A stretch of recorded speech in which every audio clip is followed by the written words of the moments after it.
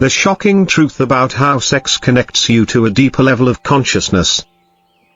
Let me take you to a moment you've probably never dared to explore. Not with this much raw honesty. Not with this much fire in your soul. It started with a question no one wants to ask.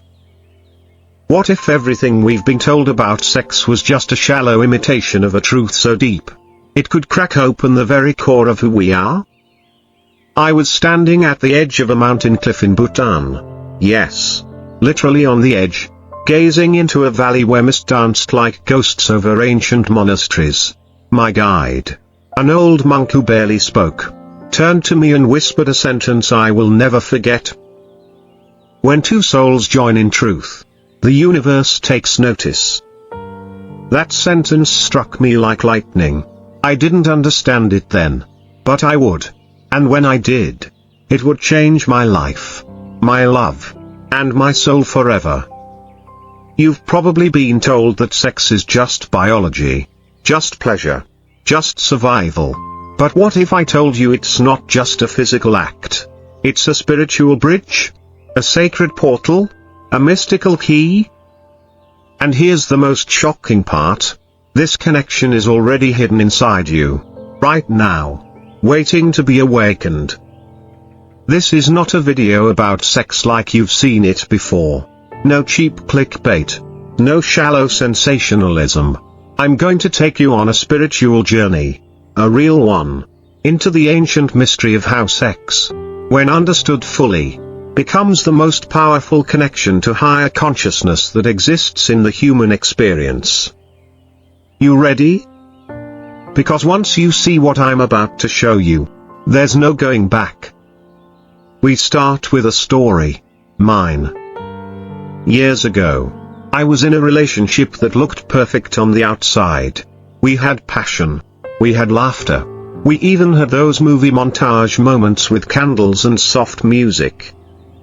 But deep inside, I felt empty, disconnected, like I was touching someone's body, but never their soul. One night, I found myself staring into her eyes and realizing there was no one home. Not because she wasn't present, but because I wasn't. I was operating from a place of desire, not devotion, of taking, not transcending. It hit me hard. Sex without consciousness is just noise. But sex with awareness, that's music from another dimension. So I left. Not in anger. In search. And what I discovered blew my mind. In the mountains of Peru, I found a tribe that believes every sexual act is a prayer. They prepare for it like a ceremony. They fast. They meditate. They chant. One elder told me, when we make love, we create more than children. We create energy that feeds the spirit world. I didn't laugh. I couldn't. Because I'd felt it once before. Years earlier, there was a moment, just one, where everything stopped. Time disappeared. My partner and I locked eyes. And suddenly, I wasn't in my body anymore. I was floating. Watching, melting, expanding. It lasted only seconds, but it was real. I'd just never had words for it, until now. Let me tell you something most people never hear. Sex is not the goal. Union is. And union doesn't just mean bodies. It means energies, souls, breaths, intentions. When those align, something beyond comprehension happens. Imagine being able to connect with someone so deeply. You can literally feel their thoughts. Feel their heartbeat as your own. Feel their fears melting inside your courage. That's not fantasy. That's sacred sex. And it doesn't happen by accident. It happens when we wake up. Now, here's where things get wild. 3 minutes into my stay in a remote monastery in northern India, I met a yogi who'd taken a vow of silence. For 21 years. He broke it the day I arrived. Just for me. He looked at me and said, You want to know the secret to divine sex? Stop chasing climax. Start becoming the space it happens in. I had no clue what he meant. So he told me a story.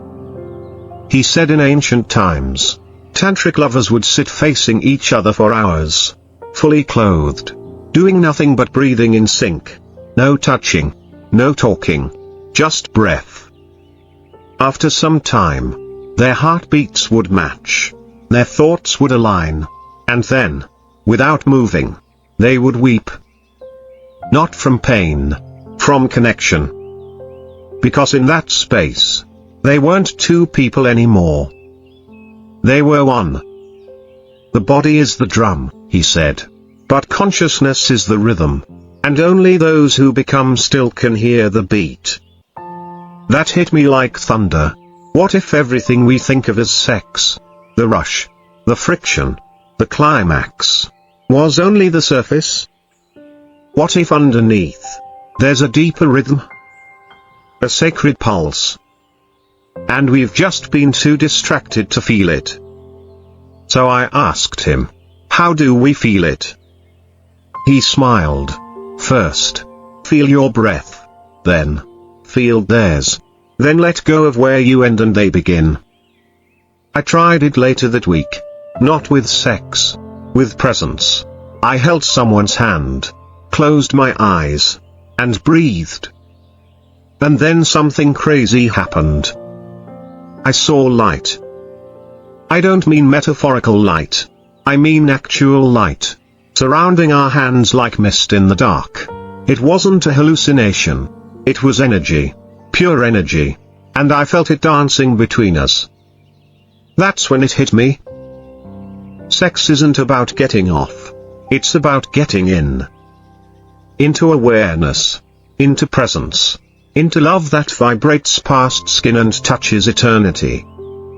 I realized then that the act of sex, when done with reverence, isn't even about the person in front of you. It's about becoming God consciousness in a human form. Two souls dancing their way back to the divine. And here's the twist. This sacred union doesn't always need a partner. You can access that same consciousness alone. Through breath. Through devotion. Through honoring your own body like a temple. And touching yourself not from lack, but from love. Because when you do that, you awaken the divine feminine and the divine masculine inside of you. And they begin to make love within your soul. Now, I know what you're thinking, this is insane. This is too mystical. Too far out. But tell me, have you ever made love and felt empty afterward? And have you ever just held someone and felt full? You already know this truth. It's just buried beneath years of programming, shame, performance, ego. But I promise you this. Once you access this sacred space, you will never go back. Because you'll realize you were never chasing pleasure. You were chasing presence. And now, for the moment you've been waiting for. Remember that old monk on the cliff? He gave me something else. A scroll, wrapped in silk. Inside it were 7 symbols. Each one represented a spiritual law of union. I didn't understand them. Not yet. But in segment 2, I'm going to reveal what happened when I deciphered those 7 laws, and how they unlocked a level of sexual spiritual awakening so intense. It changed my biology, my dreams, and even time itself. What happened next? You won't believe it. She vanished into thin air, and left behind the secret to sacred sex. I stared at the scroll for days. Those 7 mysterious symbols etched in crimson ink, like they were burning secrets into my skin. Each symbol pulsed with something ancient, something alive, as if they weren't just drawings, but doorways. And then she appeared. Not in a dream, not in a vision, in real life. I was staying in a sacred temple village deep in the Himalayas. No cell service. No distractions. Just snow, wind, and silence.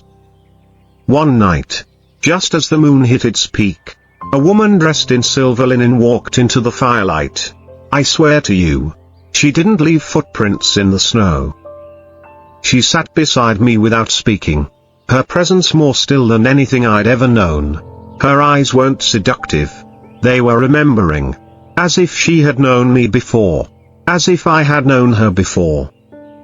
Then, in a whisper softer than breath, she said, "You opened the scroll. You're ready now." "What are the symbols?" I asked. She didn't answer. Instead, she reached out and placed her palm against my chest. And then, I saw them. Not with my eyes. With something deeper. 7 truths. 7 initiations. Each one tied to how sex, when honored as sacred, becomes a direct path to divine consciousness. Let me take you through what I saw. The first symbol, surrender. She said, true union begins where control ends. Sex is not about mastery. It's about vulnerability. The moment you drop your guard, not just physically, but emotionally, you create a sacred vacuum. A portal where divine energy flows freely. Surrender isn't weakness. It's power at its purest. The second symbol, presence. She guided my breath. Inhale. Exhale. Until everything else vanished. Most people are never really here, she whispered. And that's why they never truly touch anyone. When you're fully present with someone, so attuned you notice the flicker in their eyelids, the tremble of a breath. That moment becomes eternity. That's when sex transforms into meditation. The third symbol, intention. Why are you doing this? She asked. To feel good? To prove something? To escape? None of those lead to union. Only love does. Only intention rooted in honoring, not taking. When sex is a gift, not a grab, it activates something sacred. You're no longer seeking satisfaction. You're offering presence. The fourth symbol, energy. She placed both our hands a few inches apart. Nothing touched. And yet, I felt heat. Energy is the language of the soul, she said. You don't need to touch to connect. You need to tune in. Sex is not about bodies. It's about energy dancing through bodies. You've felt it before. That shiver that comes out of nowhere. That's not biology. That's your soul waking up. The fifth symbol, polarity. Every union has polarity. Masculine and feminine. Light and shadow. Structure and flow. She moved like water. Slow. Wild. Intuitive. I stood still. Grounded. Observing. We didn't speak. But a magnetic current pulled us. It wasn't lust. It was cosmic choreography. When the masculine holds space, and the feminine surrenders into it, a divine vortex opens. This is not gender. This is energy. And when aligned, it's alchemy. The sixth symbol, silence. We sat for what felt like hours. Not a word. No movement. Just breath and eye contact. And in that silence, something cracked open in me. Words are useful, she finally said. But silence reveals truth. Sex isn't about noise. It's about depth. Stillness is where the soul speaks. And then the seventh symbol, union beyond flesh. This was the moment that shook me to my core. She leaned close. Our foreheads touched. Suddenly, I wasn't looking at her. I was inside her. Not in a physical sense. I could feel her childhood pain. Her forgotten dreams. Her hopes. Her fears. As if they were mine. Tears streamed down both our faces. We hadn't moved. We hadn't kissed. And yet, we had just made love, without touching. And then, she vanished. I don't mean she walked away. She literally disappeared into light. I ran outside, searching, shouting her name into the void. Nothing. Not even a footprint in the snow. All that was left was the scroll, and me. Changed. Forever. That night, I understood something that rewired my entire nervous system. Sex is not about climax. It's about communion. We are taught to chase peaks, but the sacred path is in the valleys, in the eye contact that makes time stop, in the breath that melts shame, in the stillness where the divine whispers between two beating hearts. You don't need to go to the Himalayas for this. You can practice sacred sex tonight, with your partner, or even just with yourself. Here's how. Sit. Breathe. Be fully present with your body. No agenda. Just love. Touch your own skin like it's holy. Whisper words of gratitude to the parts of you you've judged. Then, if you're with a partner, look into their eyes without speaking. Match their breath. Feel the space between you, not as a gap, but as sacred tension. Don't rush. Don't seek. Just be. And when the moment comes, when bodies meet, stay connected, not to the goal, but to the energy.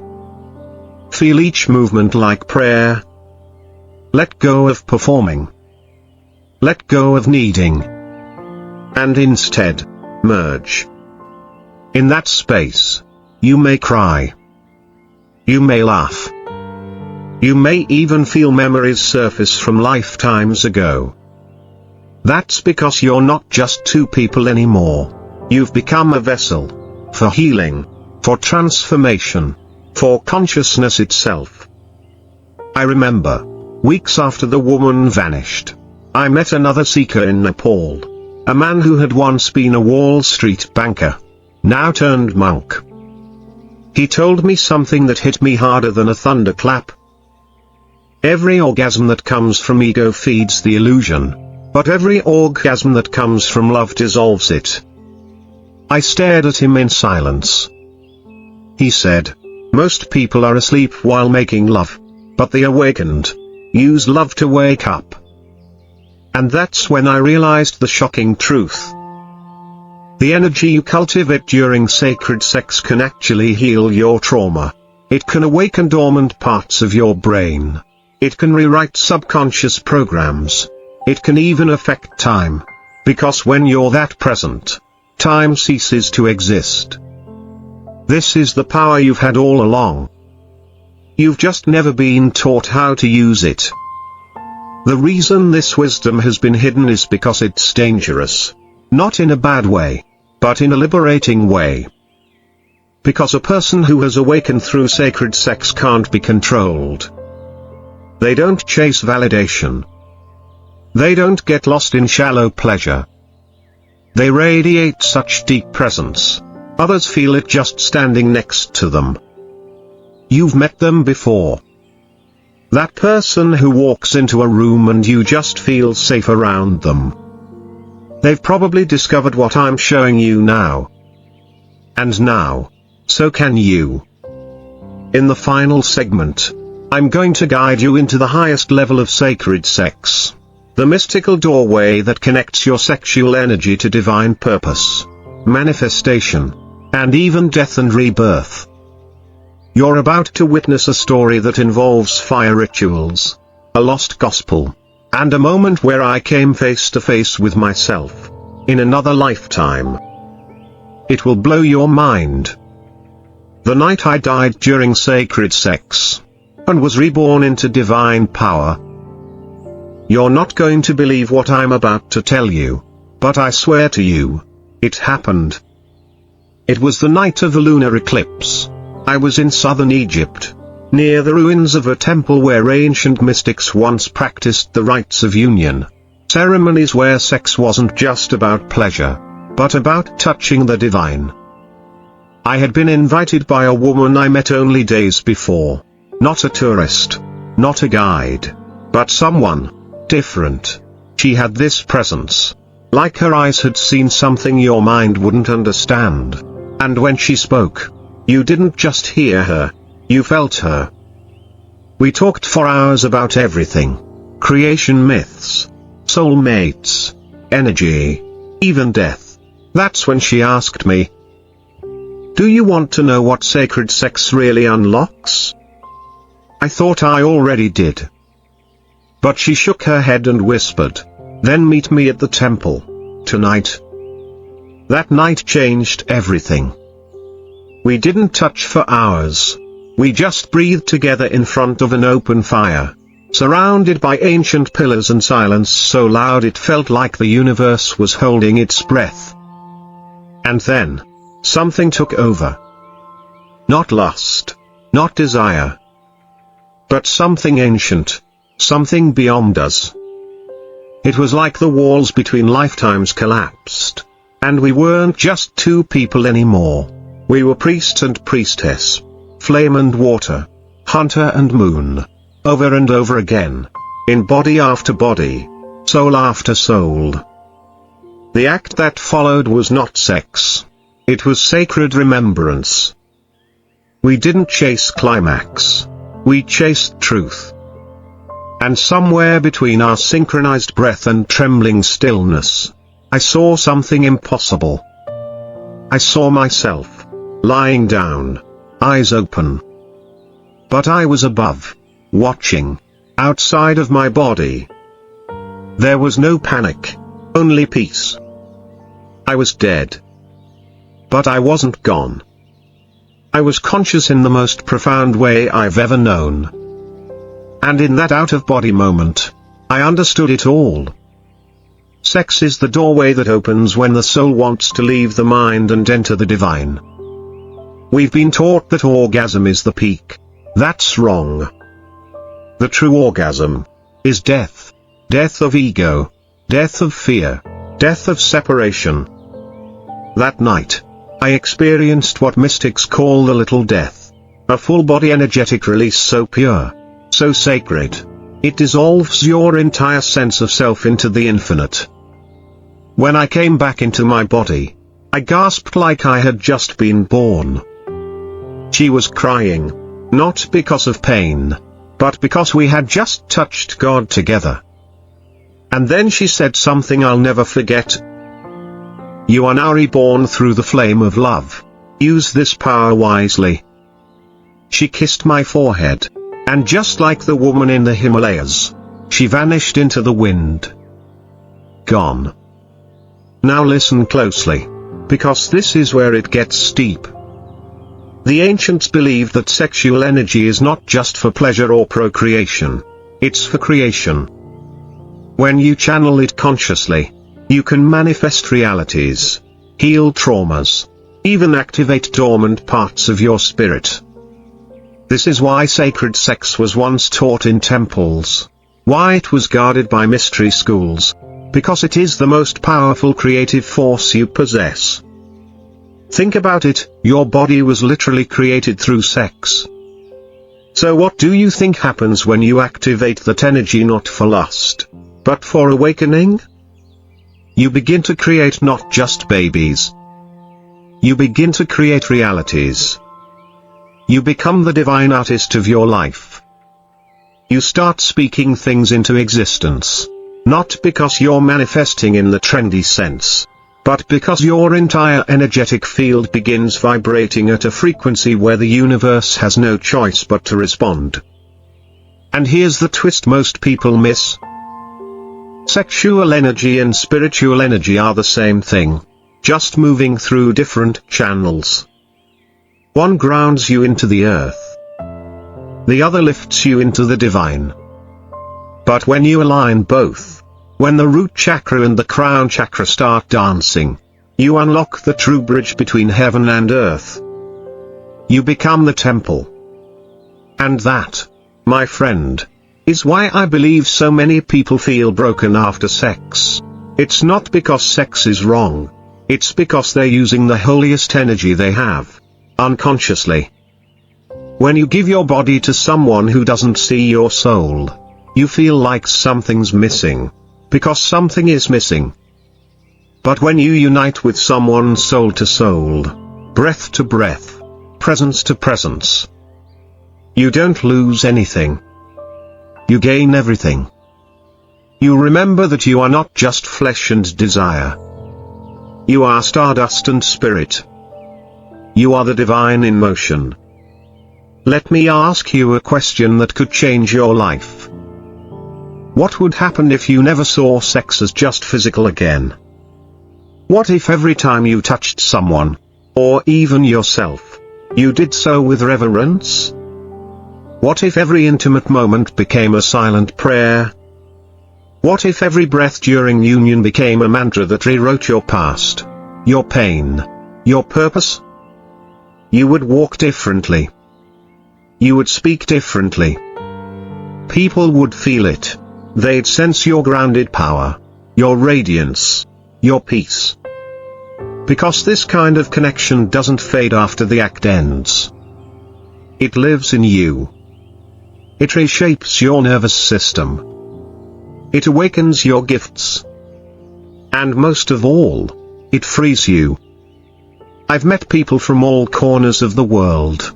Shamans, monks, scientists, psychics. And the one thing they all agree on is this. Sex, when honored consciously, becomes the most direct path to divine union. Not just with another person, but with life itself. So what now? I'm not asking you to give up desire. I'm asking you to upgrade it. From surface to soul.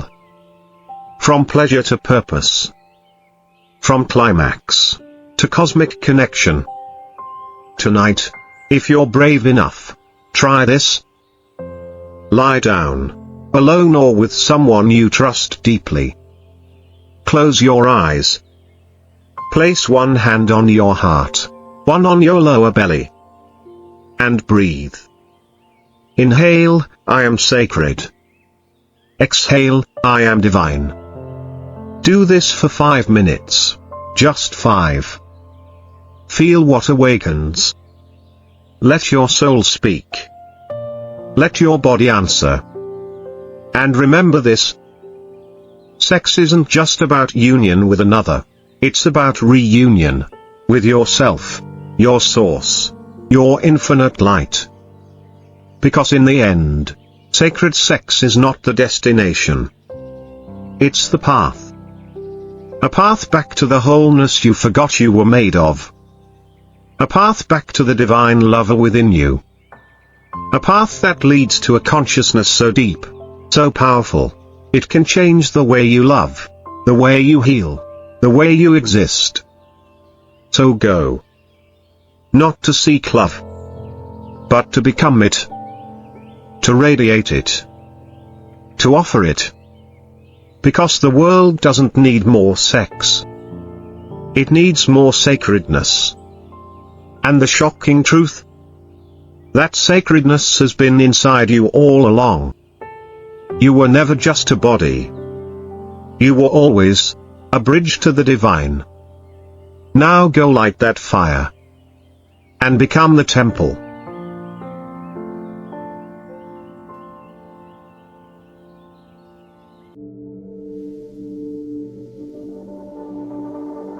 End suffering now with this surprisingly simple, life-changing daily ritual. I'm about to tell you something that might sound crazy. I promise you, if you stay with me until the end of this story, your life will not be the same. You will see the root of your suffering. You will understand how to rip it out of your soul like a weed that's been choking your joy for years. And the best part?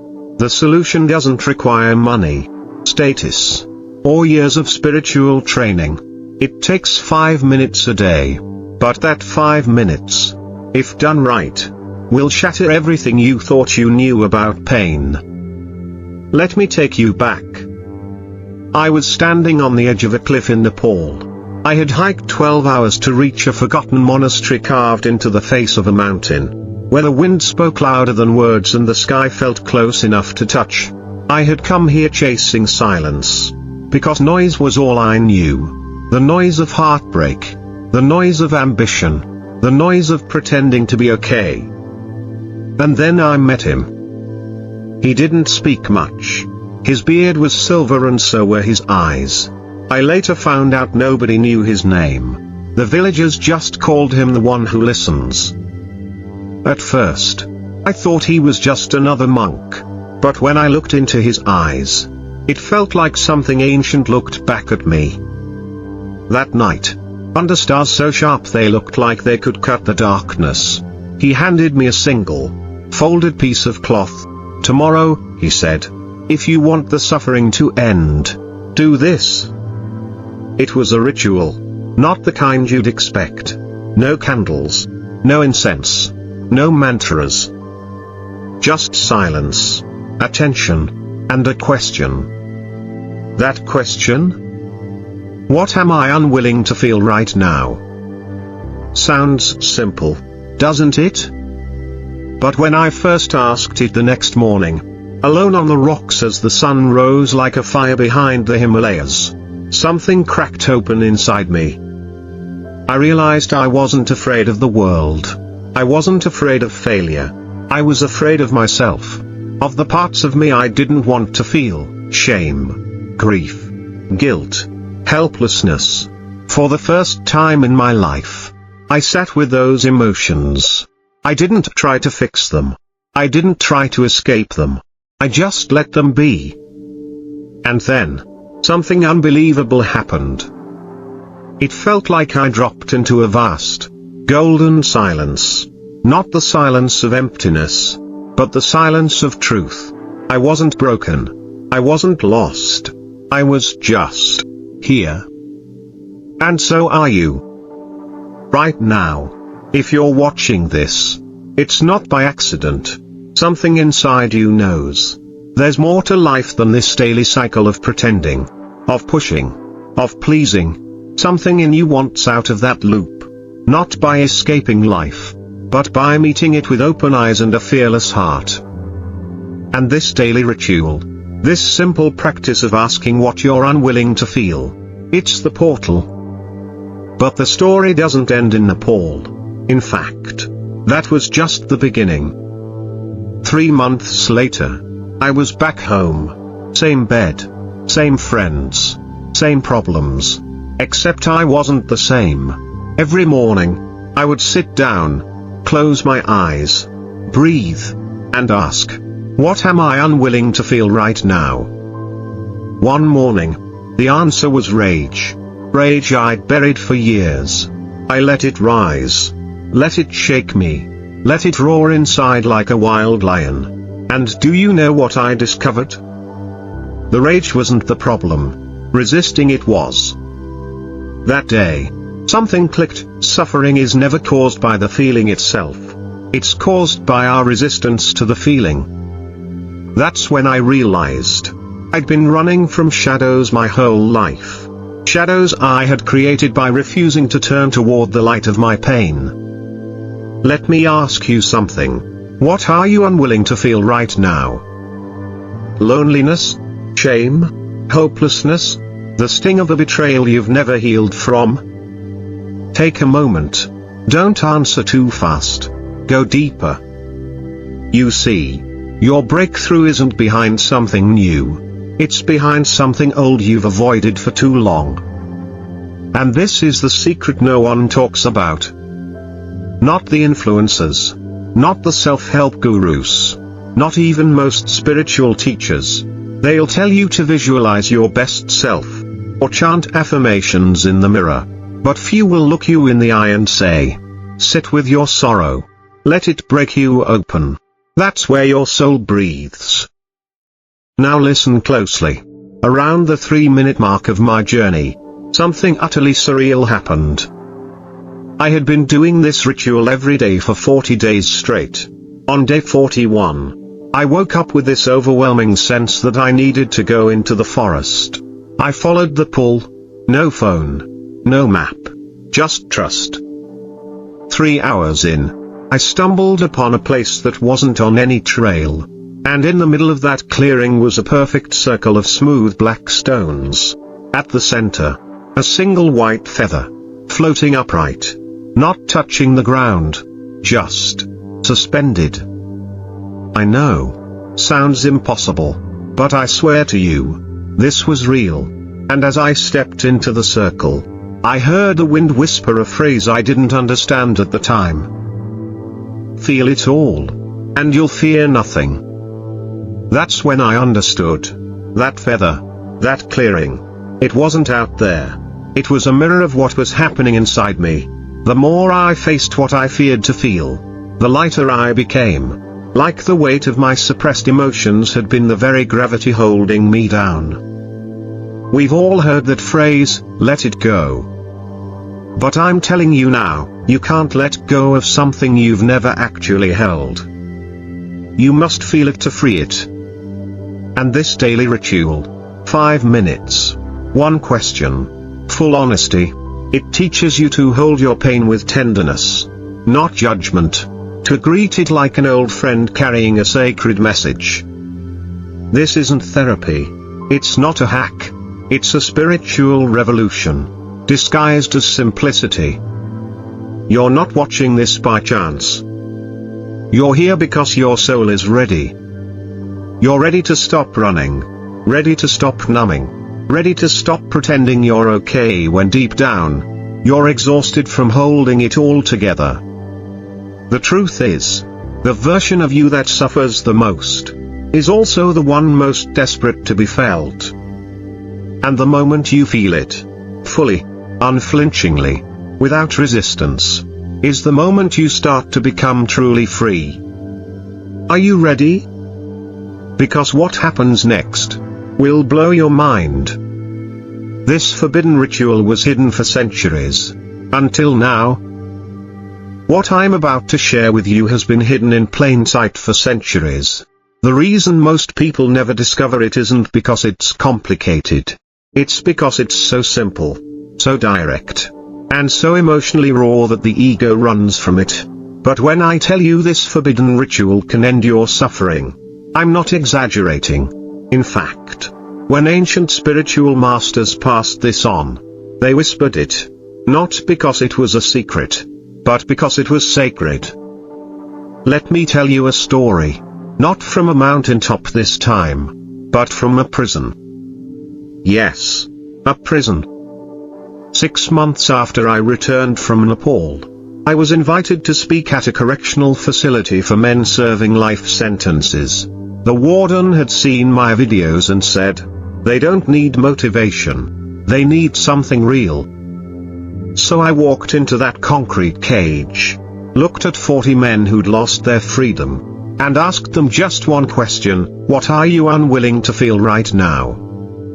There was silence. Not the kind you hear in meditation, the kind that happens before a storm. You could feel the resistance, until one man stood up.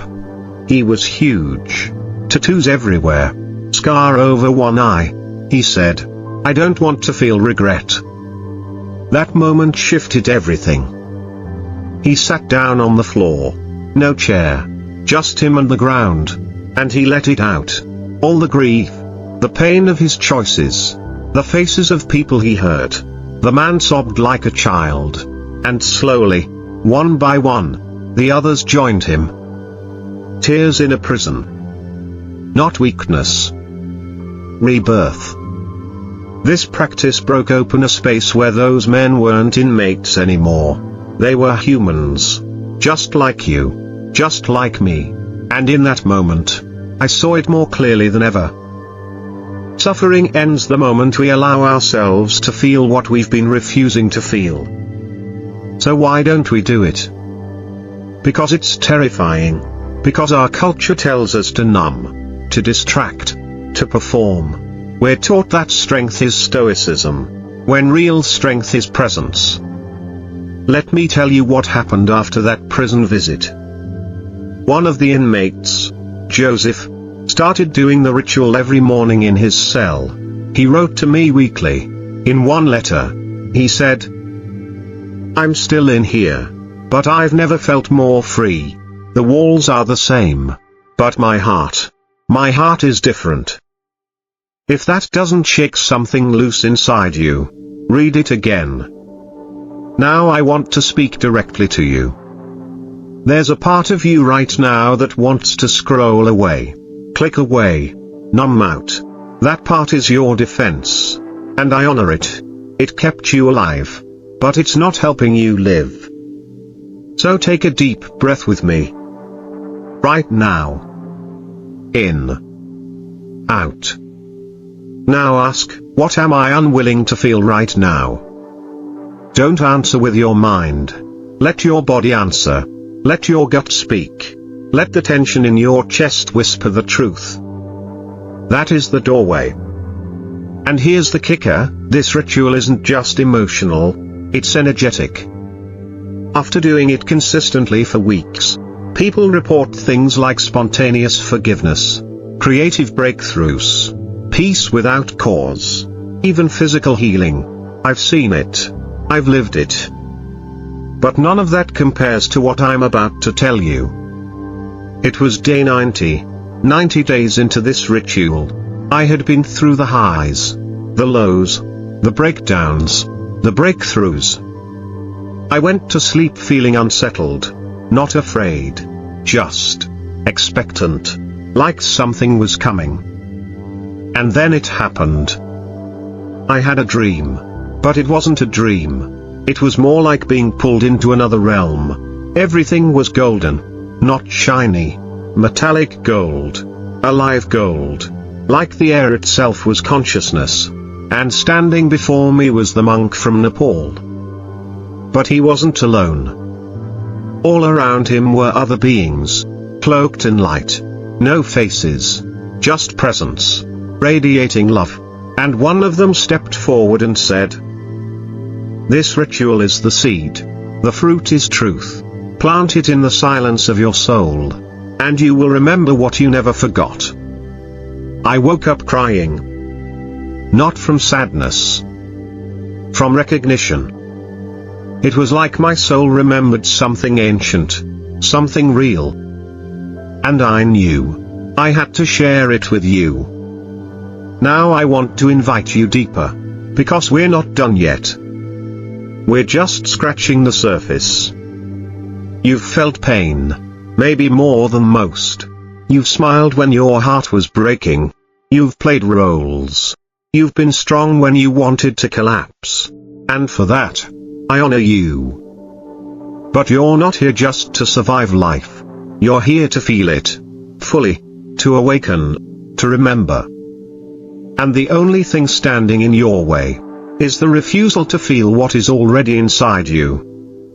So here's how the ritual works. Every morning, sit down. Even if it's just 5 minutes. No distractions. No goals. Just you and your breath. Then ask, what am I unwilling to feel right now? Then wait. Don't force the answer. Let it rise. When it comes, whether it's anger, sadness, numbness, even joy, stay with it. Don't fix it. Don't judge it. Don't label it.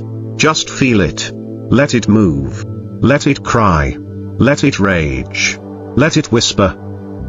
This is how you stop running. This is how you heal. This is how suffering ends. And if you do this, I promise, the ritual will reveal more than just emotional healing. It will unveil something hidden at the core of reality itself. Because this isn't about feelings. This is about returning to the source. You were never broken. You were never lost. You just forgot how to be with yourself. Let me leave you with something the monk said to me the day I left Nepal. I asked him, how will I know if I've truly healed? He smiled and said, when pain visits you, And you open the door with love instead of fear. Now imagine that. Imagine your pain knocking, and you greeting it like a friend. That's not suffering. That's freedom. That's the power of this simple, ancient, and wildly misunderstood ritual. But there's one more part of this journey you haven't seen yet. And it's the part that changes everything. You've come this far. Don't stop now. The final revelation that will set your soul on fire. You made it. And that means something profound. Because most people never get here. They either get distracted, give up, or run back to the comfort of numbness. But you're still here. That tells me you're not just interested in ending suffering. You're ready to be transformed by something deeper, something ancient, something eternal. Now it's time for the final revelation. And I promise, it's going to set your soul on fire. Let me take you to one last place. Not a monastery, not a prison, but a hospital. I was visiting a woman I barely knew. Her daughter had reached out to me after watching one of my talks. She said, "My mom is dying. She's scared. But she watches your videos and says your voice makes her feel safe." So I went. When I walked into that hospital room, everything changed. She looked so fragile, bones thin as paper, skin pale like snow, but her eyes held galaxies. I sat by her side. She took my hand and whispered, "I don't want to die afraid." And in that moment, something rose inside me, a clarity I can't explain. I said, "Then let's do the ritual, right here, right now." She nodded. We closed our eyes. And I asked her, "What are you unwilling to feel right now?" Tears fell before she spoke. "Regret," she whispered. "I never lived my truth. I always played it safe. I betrayed myself to be liked. And now, I don't want to go with that pain still in me." So I said, "Feel it. Right here. With me. Let it rise." And she did. She sobbed. Her entire body shook with emotion. I held her hand through it all. No fixing. No denying. Just presence. And then, something miraculous happened. She stopped crying. And smiled. A smile so pure, it silenced the machines in the room. She opened her eyes and said, "It's gone. The fear. It's gone." She passed away 3 days later. But not afraid. Not broken. Free. That's when I realized this ritual isn't just a daily habit. It's a portal into eternity. Because when you truly feel, when you stop resisting what is, you enter the present moment so fully that time dissolves. Fear dissolves. Self dissolves. And what's left? Love. The kind of love that doesn't need a reason. The kind of peace that doesn't need a plan. The kind of joy that doesn't come from anything outside you. Now listen carefully, because I want you to truly get this. Suffering is not caused by pain. Suffering is caused by our war with pain. And this war is waged in silence. Every single day. You don't see it on your calendar. It doesn't show up in your bank account. But it eats away at your soul. Quietly. Consistently. Relentlessly. Until you stop. And turn. And ask, what am I unwilling to feel right now? That question is your sword. It cuts through illusion. That question is your compass. It leads you back to yourself. That question is your medicine. It heals what nothing else can touch. But the ritual doesn't end with the question. There's one final step. And most people miss it. Gratitude. Not for the pain, but for the clarity. Because every feeling you've run from is actually a guide, pointing you back to something sacred you forgot. Maybe it's your need to rest. Maybe it's a buried dream. Maybe it's a truth you've silenced to fit in. Whatever it is, the feeling is not your enemy. It's your invitation. Your emotions are not obstacles to spiritual awakening. They are gateways. But only if you feel them fully. Not analyze. Not suppress. Not explain. Feel. This is how the soul remembers its original language. And once you start speaking it, the universe begins to respond. You'll notice synchronicities. You'll meet people who carry keys to your next chapter. You'll feel lighter, without losing depth. You'll laugh more, without faking joy. You'll cry, without shame. You'll love, without fear. This is not a fantasy. It's the reality waiting for you when you stop avoiding your own truth. And this daily ritual, this shockingly simple act of radical presence, it will carry you there, every time. But now, I need to ask you something big. Are you willing to let go of who you think you need to be?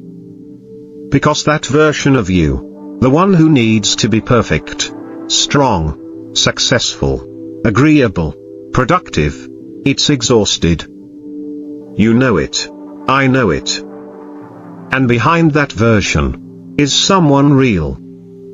Someone wild. Someone whole. Someone free. When you do this ritual every day, you're not becoming someone else. You're becoming who you were before the world told you to be someone else. And once you taste that authenticity, you can't go back. You won't want to go back. Because you will realize the deepest truth of all. There is nothing wrong with you. Not your anxiety. Not your sadness. Not your fear. These are not flaws. They are flares. Signals from your soul.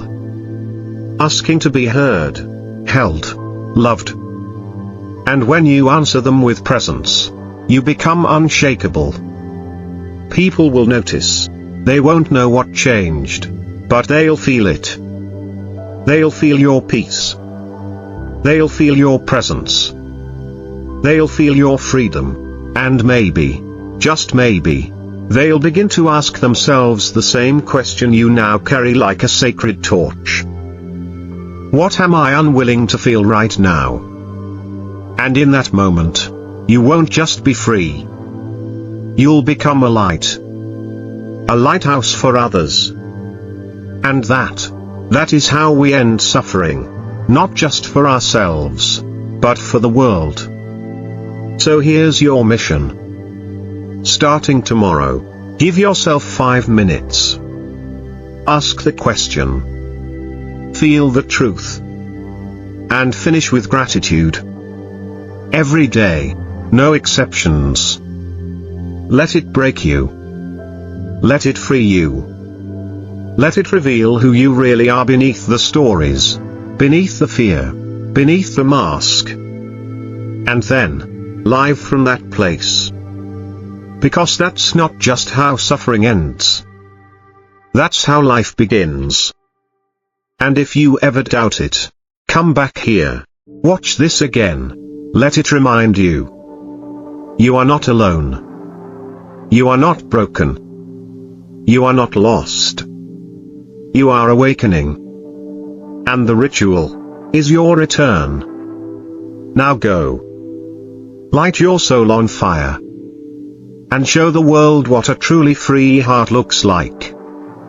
One question. 5 minutes. A life without suffering. Forever.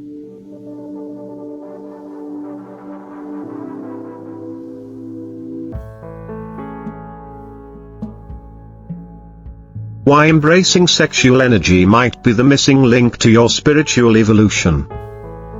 What if I told you that the very thing society taught you to suppress, hide, and even feel ashamed of, could be the key to unlocking your highest spiritual self?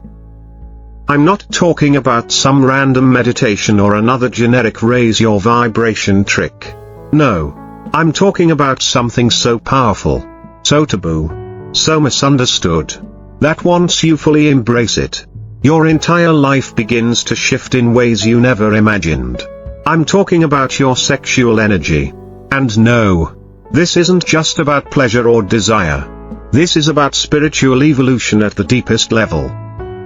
You're about to go on a journey with me. One that will expose the hidden truth behind your sexual energy. The force that created you, drives you, and can elevate you beyond anything you thought possible.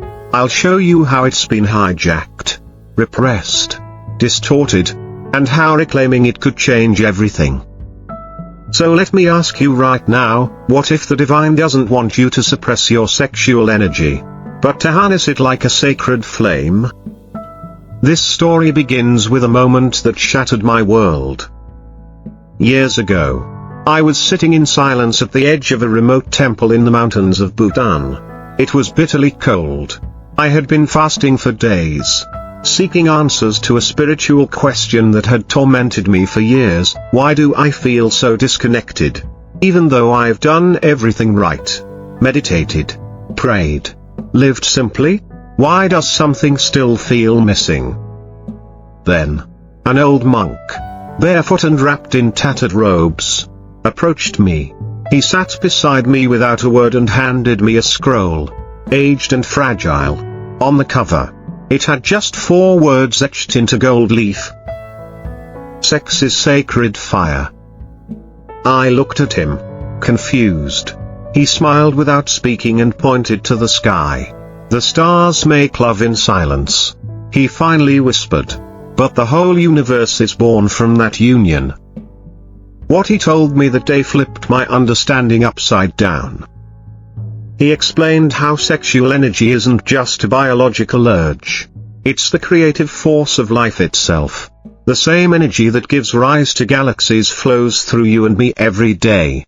It is not dirty, not shameful, and absolutely not separate from your spiritual path. In fact, it might be the very bridge between your humanity and your divinity. And then he said something wild. You are not here to kill your desire, he said. You are here to spiritualize it. When you deny it, it becomes shadow. But when you channel it, it becomes light. At that exact moment, I heard what sounded like a crack of thunder, out of nowhere, and the wind roared like a voice from the heavens. The scroll in my hand began to glow faintly. I swear to you, it felt like time stopped. Something invisible passed through me. It wasn't fear. It wasn't pleasure. It was something else. Something cosmic. From that moment on, I knew I had to understand this energy more deeply. Not from textbooks. Not from ancient scriptures. But from direct experience. And what I found blew my mind. In ancient Egypt, sexual energy was considered a divine frequency. In Taoism, they called it Jing, the essence of life. And in the tantric traditions, it was taught that when sexual energy arises through the chakras, it doesn't just arouse, it awakens. You don't just feel, it expands you into dimensions of the soul. But in modern society, we've turned this sacred force into a product. We've been taught to fear it, control it, or use it to manipulate. And let's be honest, how often have you felt ashamed of your own desire? How many times have you been taught that wanting deeply is weakness, sin, or temptation? But what if I told you that your longing, your fire, your deepest hunger for union, was never meant to be suppressed, but sanctified? Let me show you what happened next. Back in the city, I began a 90-day spiritual experiment. I combined ancient breathing techniques, fasting, celibacy, creative work, and journaling, devoted entirely to observing my sexual energy, not denying it, not indulging it, but channeling it. And something began to happen. On day 17, I woke up at 3:33 a.m., drenched in sweat. My body felt like it was vibrating. But I wasn't afraid. I sat up, closed my eyes, and breathed deeply into my spine. As I inhaled, I imagined my sexual energy, coiled at the base of my spine, rising like golden smoke up through my heart, into my head. And suddenly, I'm not kidding, a vision burst into my mind. I was standing in a vast hall of mirrors, each one reflecting not my body, but a different version of my soul. In one, I was a monk. In another, a dancer. In another, I was a child of light. Each reflection shimmered with energy. And I heard a voice, "This is what you are when your fire is clean." Clean fire. Pure sexual energy. Not twisted. Not suppressed. Just holy. When I opened my eyes, I felt completely reborn. So I kept going. I kept practicing. I kept transmuting. And it was in the 6th week of this experiment that I experienced something that has forever changed the way I see life and death. It was just after midnight. I had been meditating for hours. My heart was still. My mind was like glass. And suddenly, I felt it. A pulse of energy. Rising. Unstoppable. It wasn't arousal. It wasn't lust. It was like a cosmic eruption inside me. The room disappeared.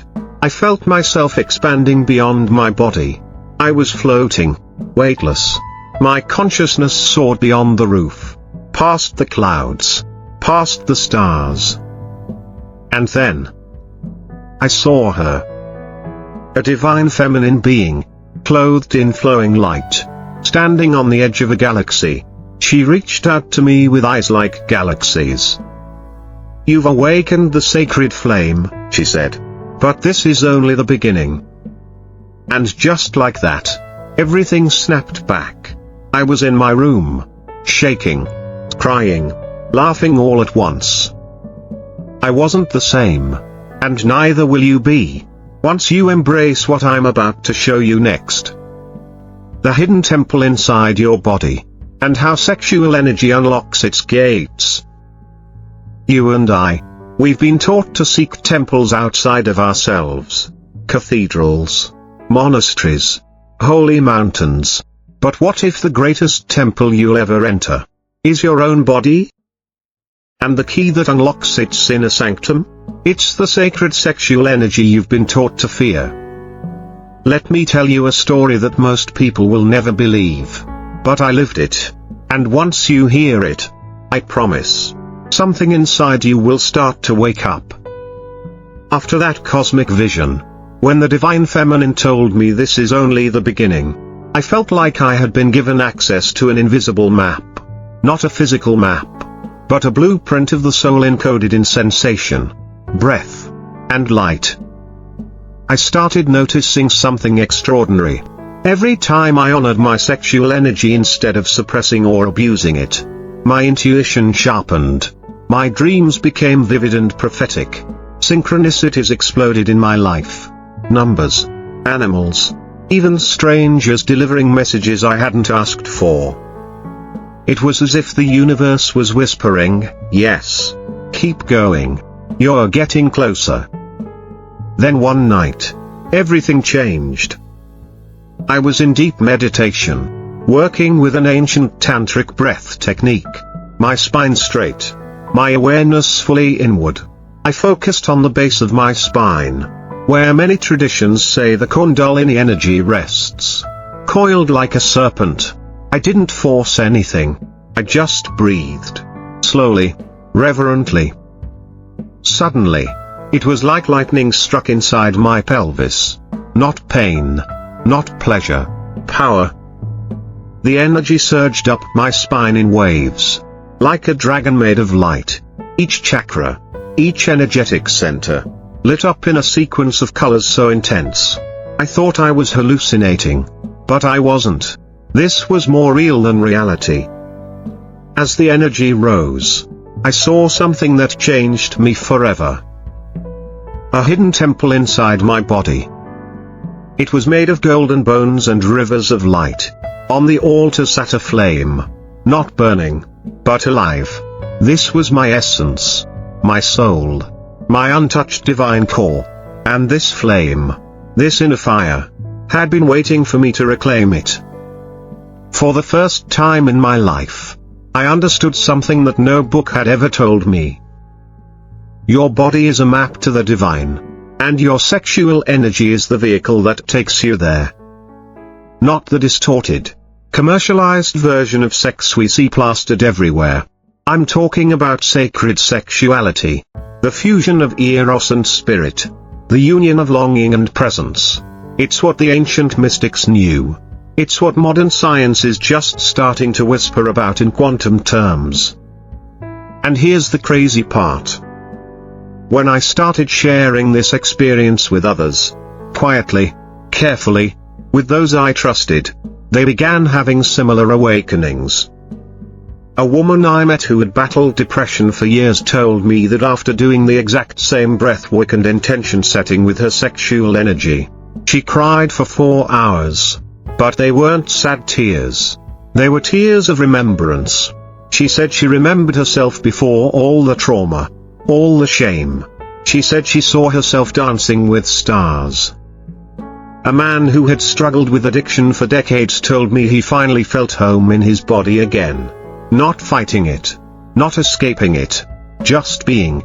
And that peace, he said, felt more euphoric than any high he'd ever known. This is what happens when you return to your body with love. When you stop treating your desire as an enemy, and start listening to it as a guide. You awaken the temple, and in that temple lives your God self. Let me ask you something real. Have you ever been in love so deeply that it scared you? Not just romantic love, but the kind of presence where time disappears, where your breath syncs with someone else's, where your soul is seen so completely that you want to laugh and cry all at once. That's sacred sexual energy. That's divine union trying to happen. Not just between two people, but between you and the divine inside you. And you don't need a partner to reach it. That's the biggest lie of all. That sacred sexuality requires someone else. No. It starts inside. It starts when you close your eyes and dare to feel your body as holy. When you stop chasing a climax, and start listening for communion. So how do you do this? It begins with presence. Deep, raw, unfiltered presence. Breathe into your body. Notice the places you've numbed. Feel the pulse of your own life force. Sit with it. Love it. Let it rise. Then, intention. Before you act on desire, ask yourself, what am I truly longing for? Is it connection? Union? Recognition? Or is it escape? And finally, transformation. You take that desire, and you breathe it into your spine. You let it rise. Not to get rid of it, but to elevate it. You use it like fuel to awaken your heart, your intuition, your higher mind. You start to notice the fire doesn't burn you anymore, it purifies you. And here's the part no one talks about. When you do this, when you really walk this path, life begins to mirror it. You stop attracting chaos and start attracting clarity. You stop chasing love and start radiating it. People feel something around you they can't explain. Because you've become the temple, the flame, the sacred. But you'll also face tests. Because the world isn't ready for awakened sexual beings. It wants obedience. It wants control. It wants you tame. But guess what? You weren't born to be tame. You were born to burn. Clean. Clear. Divine. I had to face that test too. At the peak of my experiment, I was offered a major spiritual platform, money, followers, influence. But the condition? Don't talk about sexual energy. Keep it pure. Make people feel comfortable. I walked away. Because I refuse to betray this truth. I refuse to dim this flame. And I know you won't either. You're here because something in you is already burning. A spark. A whisper. A knowing. You are not here to fight your desires. You are here to alchemize them. You are here to merge heaven and earth within your own spine. You are here to wake up the gods sleeping in your cells. This is not easy, but it is the most rewarding path you'll ever walk. So, are you ready to go deeper? Because what I'm about to share next is something I've never told anyone publicly before.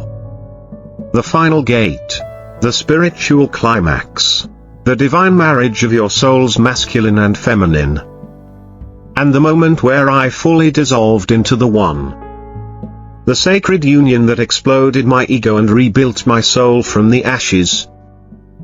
I wasn't prepared for what happened next. Not even after the visions. Not after the awakenings. Not after the miracles. Because nothing, and I mean nothing, could have prepared me for the moment my soul shattered, only to be rebuilt by a love so divine. It burned through my ego like wildfire. It began on the final night of my 90-day journey. I had gone deep, deeper than I ever thought possible. I had fasted for 3 days, meditated for 12 hours, and remained in complete silence. No phone, no distractions, just me, breath, and the pulsing aliveness within. That night, I lay on the floor of my small sacred space, a candle flickering beside me. The air was thick, not with heat, but with presence, a feeling like the universe was holding its breath. I began the breathwork I'd practiced for months, deep, slow inhales into my spine, a gentle inner movement drawing my sexual energy upward, like smoke rising through a flute of light. But this time, something was different. There was no effort, no trying, no visualizing.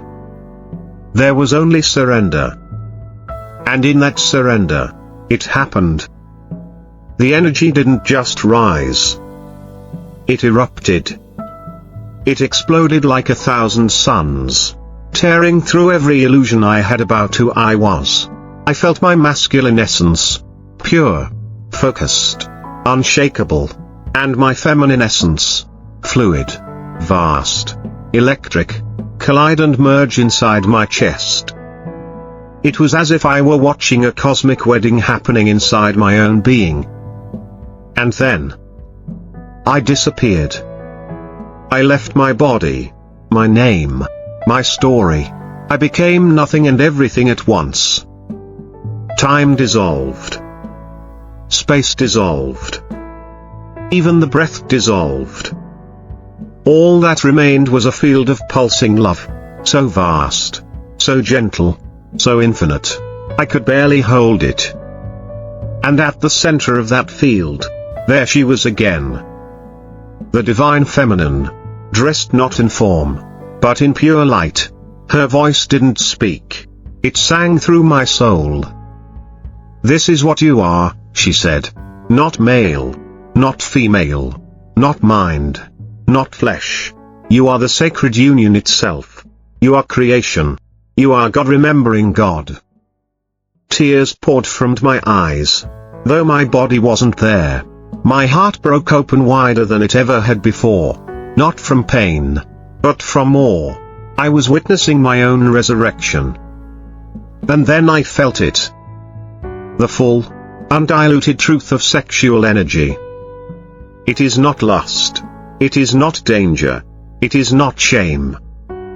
It is the creative intelligence of the cosmos expressing itself through form, through longing, through connection. It is the divine urge to return to oneness through the illusion of two.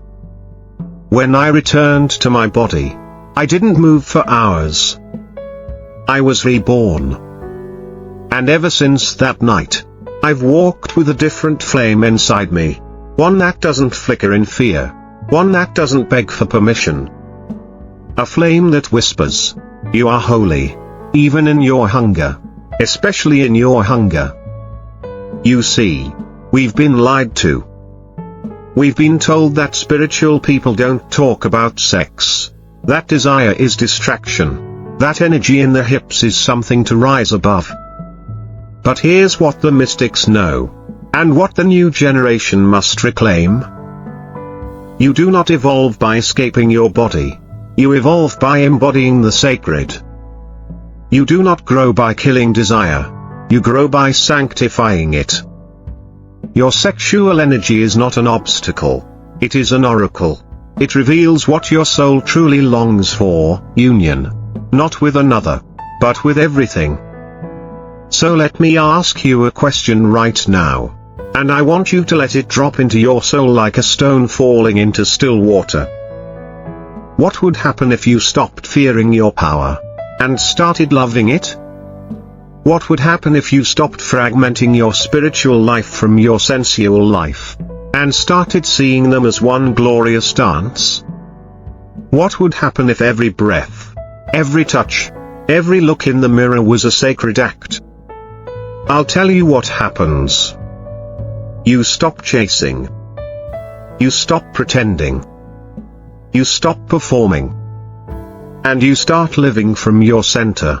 Not the part of you the world shaped, but the part of you the divine ignited at birth. You become a walking transmission of love, a living flame, a breathing temple. And you don't just evolve.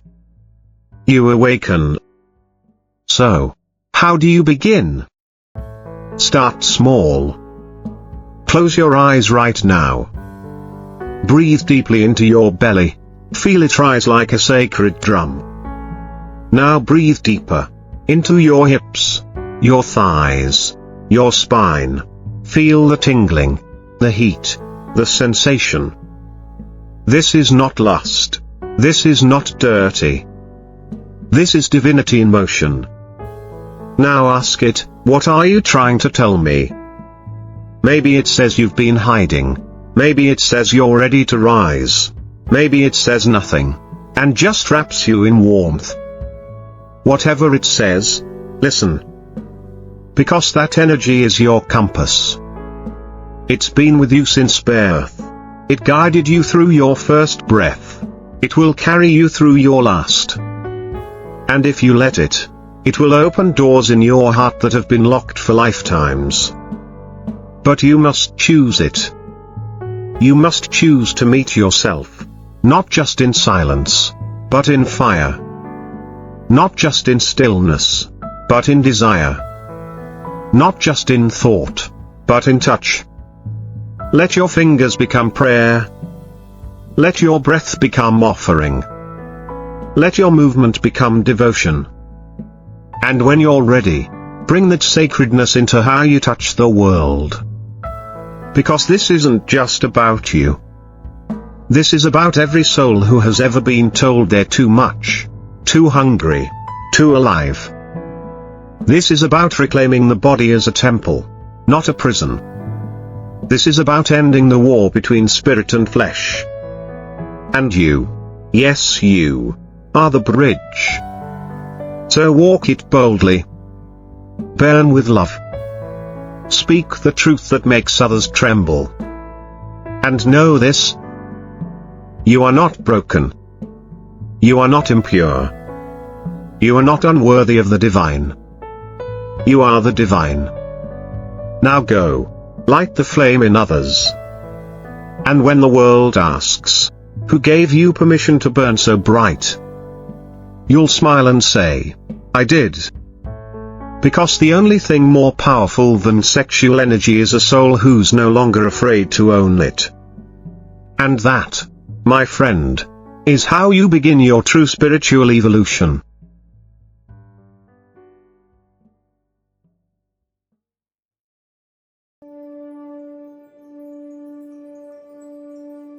Why remembering death daily might be the most powerful way to transform your life. This ancient Stoic habit will haunt you and save your life. Let me tell you a story. It's about a guy. His name was Michael, 32 years old, healthy, ambitious, the kind of person who wakes up at 5 a.m. because he thinks success waits for no one. He had a startup, a gym membership, a fiancé, and a 5-year plan. Then one evening, while out jogging, he collapsed, brain aneurysm, dead before he hit the pavement. Now, pause. What if I told you that Michael, for the past 6 months, had a sticky note on his bathroom mirror that said, "You might die today"? Sounds morbid, right? But here's the crazy part. It completely changed how he lived. And now, even in death, he teaches us something that might just flip your entire view of life upside down. You're not here by accident. I'm not here to preach. But I am here to do one thing. Show you how remembering death daily, yes, death, might be the single most liberating, powerful, and insanely practical thing you can do to become fearless, focused, and fully alive. But if you're expecting this to be some slow, dusty philosophy lesson, you're in the wrong place.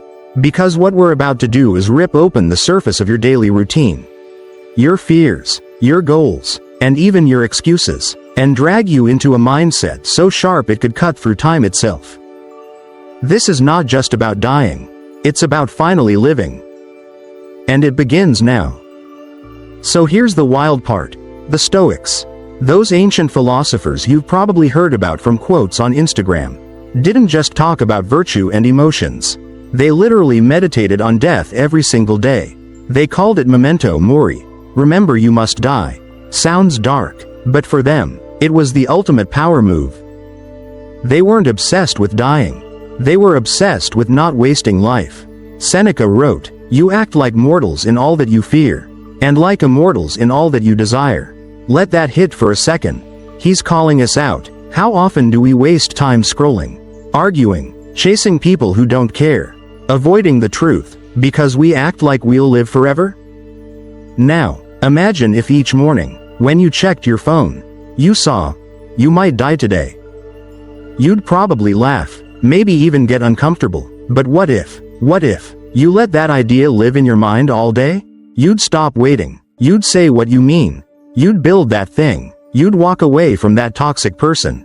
You'd stop playing small. That's what the Stoics figured out. Remembering death doesn't paralyze you. It unleashes you. And I know some of you are thinking, this sounds heavy, depressing, but ask yourself, what's actually more depressing? Facing death, or spending your life asleep with your eyes open? Let me give you a challenge. The next time you get angry in traffic, or jealous on Instagram, or stuck in indecision, ask yourself this: if I died tonight, would this matter? Suddenly, boom, clarity. You're not mad anymore. You're not comparing anymore. You're free. I used to waste hours overthinking texts, delaying decisions, making perfect plans that never got executed.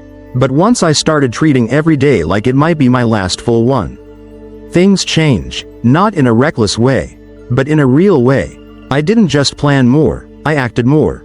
I didn't just dream more, I risked more. And that's when I started actually living. At exactly this moment, right now, there are over 150,000 people on Earth who just took their last breath. Not a metaphor, that's real data. And the wild part? Not one of them woke up this morning thinking today would be their last. Think of your own life, your routines, the way you say, later, to everything that matters. What if later doesn't come? What if your calendar app is lying to you? Let me ask you this.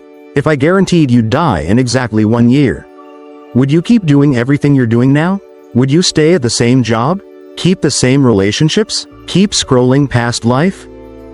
Or would you finally stop? That's the real power of remembering death.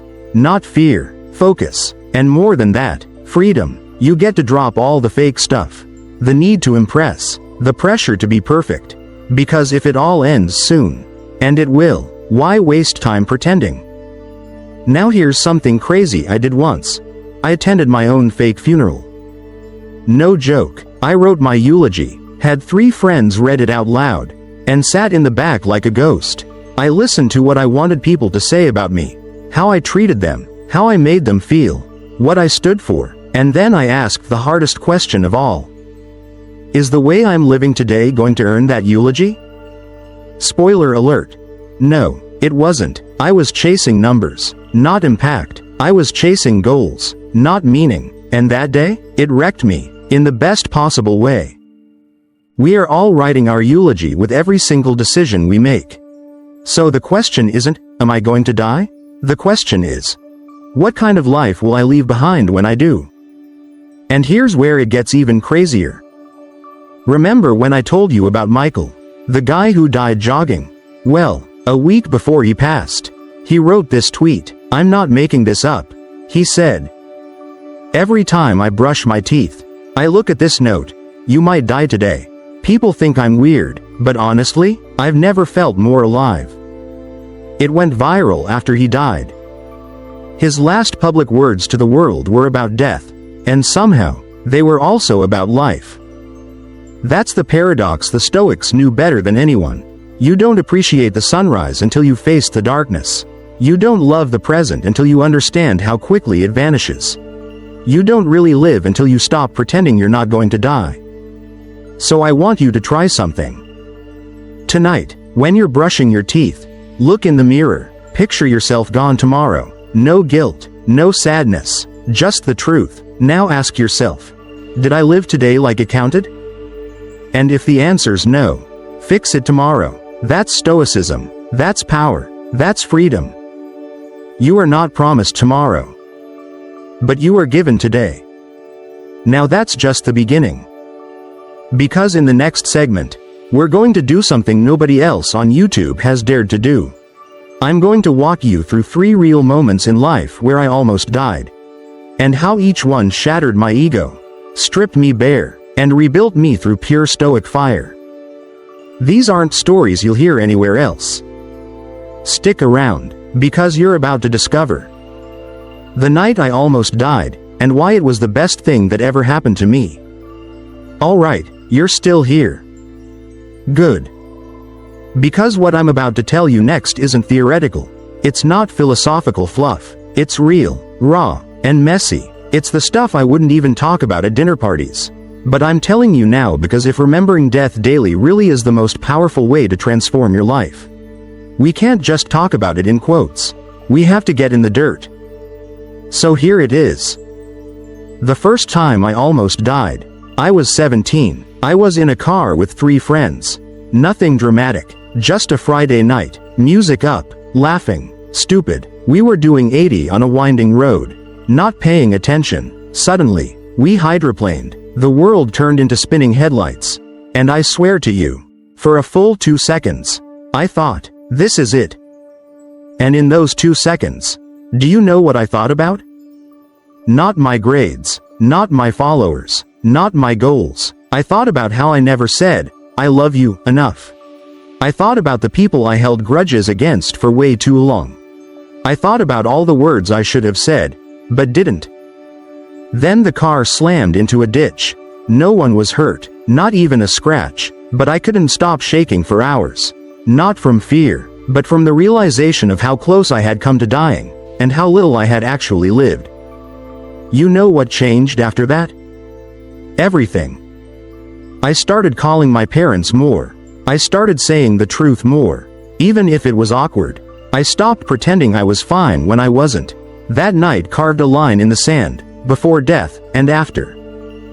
That's the power of it. Death, when you look it in the eye, changes your priorities. It kicks ego out the window. It silences all the noise. It strips your life down to one haunting question. Am I living in a way that matters? Let me ask you something right now. What if the people closest to you read your texts after you were gone? Would they say, wow, I knew they loved me? Or would they say, why didn't they ever open up? See, Stoicism isn't about being emotionless. It's about being intentional. It's about seeing that the finite nature of life doesn't make it meaningless. It makes it precious. That car crash didn't traumatize me. It woke me up. But that was just the beginning. The second time death came knocking, it wasn't fast. It was slow. It was a 3-week illness that doctors couldn't figure out. Every day I woke up wondering if my organs were going to shut down. Every test came back confusing. I lost 14 pounds in 2 weeks. I remember lying in bed, pale, exhausted, terrified. But here's the wildest thing. I wasn't scared of dying. I was scared of dying without having really done anything. I had wasted years building a life I didn't love, with people who didn't challenge me, chasing goals I didn't even believe in. You ever feel that? You're successful, but empty. You're busy, but bored. You're liked, but not seen. That illness pulled back the curtain. Suddenly I wasn't chasing legacy or money. I just wanted one more walk outside. One more conversation that wasn't small talk. One more belly laugh with a friend. Stoicism teaches us to distinguish between what is in our control and what is not. I couldn't control my illness, but I could control how I used each moment. So I stopped waiting. I told people what they meant to me.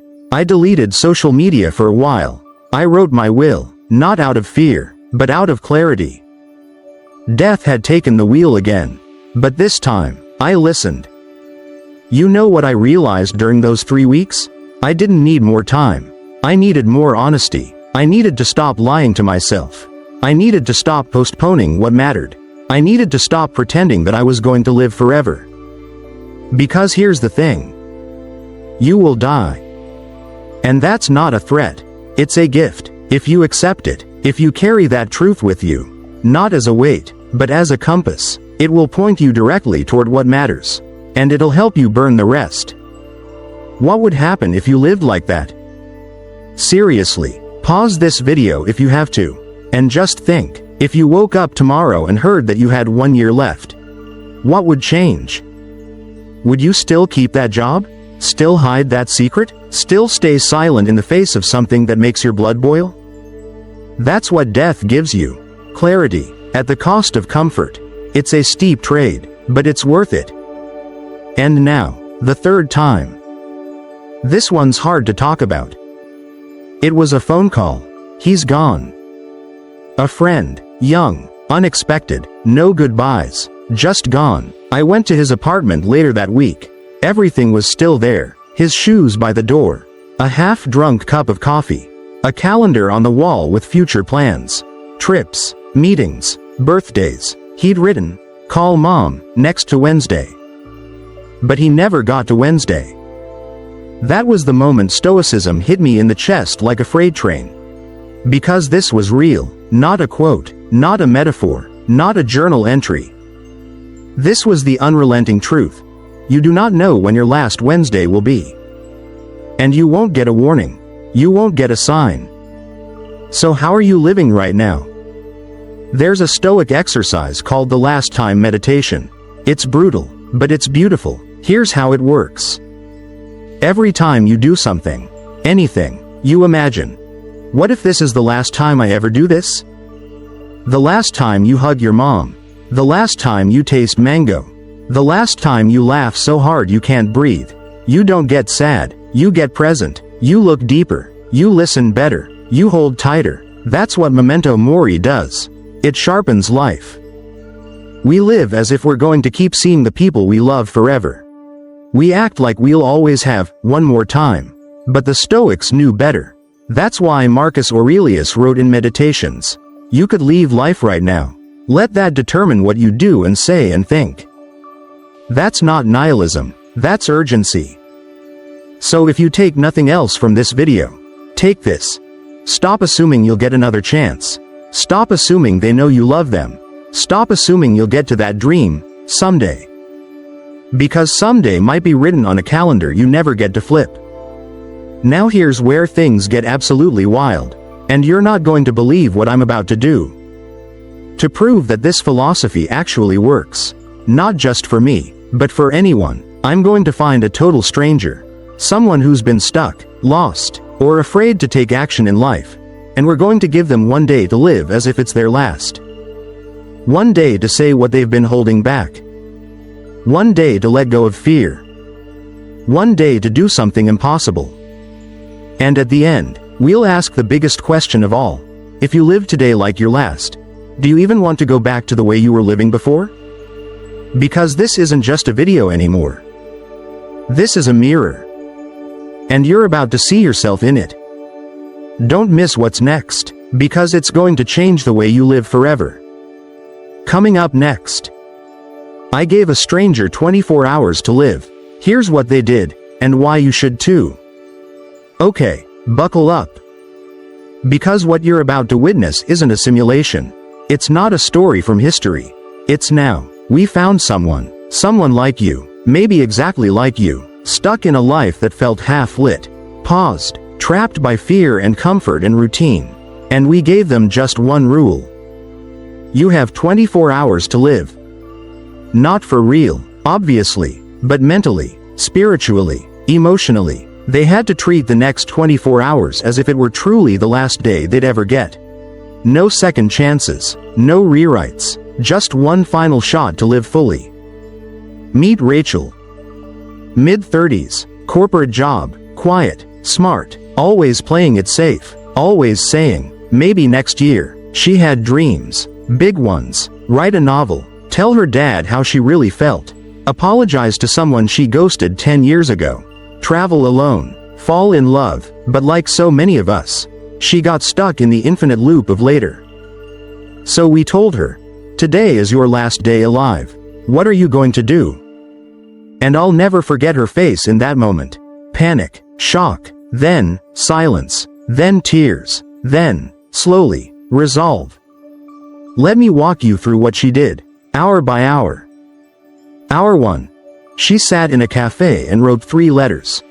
One to her parents, one to her first love, one to herself. I won't read them to you. They're too personal, but I'll tell you this. They were raw, honest, no filters, no passive voice, just love, regret, gratitude, forgiveness. You could feel the weight lifting from her. Hour 3. She walked out and called someone she hadn't spoken to in a decade. They had a falling out.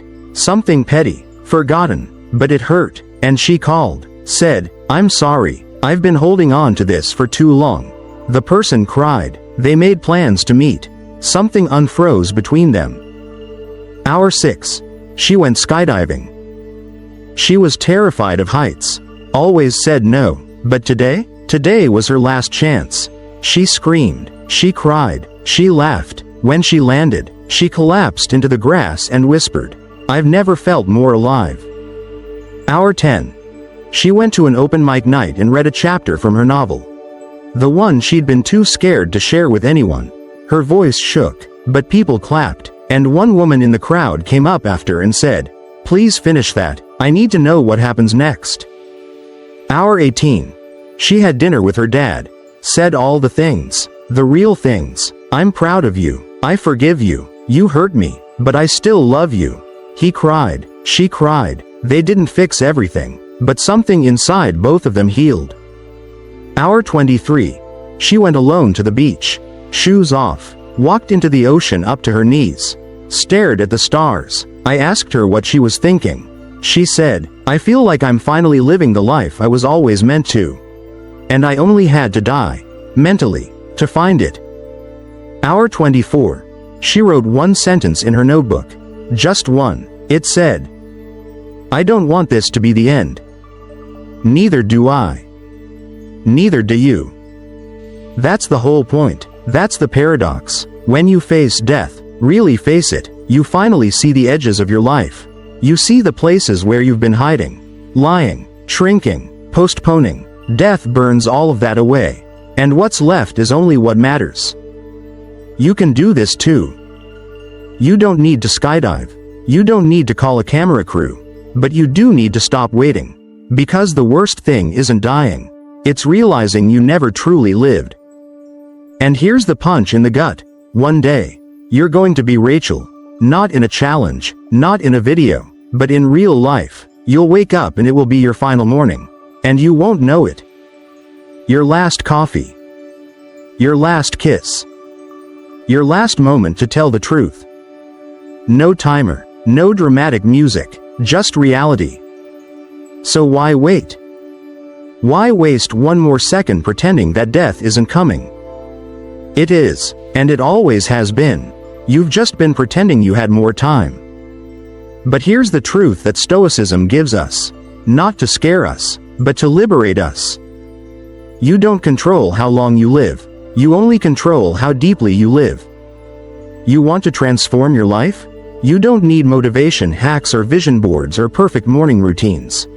You just need this one brutal, beautiful idea carved into your mind. Memento Mori. Remember that you must die. Let it follow you like a shadow. Let it stand behind every decision. Let it whisper to you in traffic, in line at the store, in fights with people you love, in the moments when you're about to procrastinate on the one thing that actually matters. Because when death becomes your teacher, life becomes your masterpiece. So here's what I want you to do, right now. I want you to pause this video, take out your phone, and text one person you love something you've never told them. Do it, seriously, right now. Don't think, just do. Then I want you to take a sticky note, write down, "You might die today," and put it on your mirror. I dare you to look at it every morning for a week.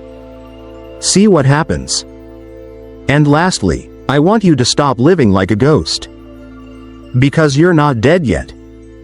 You're alive. You are here. So go live like it matters. Because one day soon, it will be your last chance to do so. And when that day comes, I want you to meet death like an old friend, not a stranger. I want you to be able to smile and say, "I didn't waste it." This has been your wake-up call. And if you felt something, anything, don't just like this video. Don't just comment. Change. Live. And never forget, Memento Mori. Thanks for watching. Now go become someone worth remembering.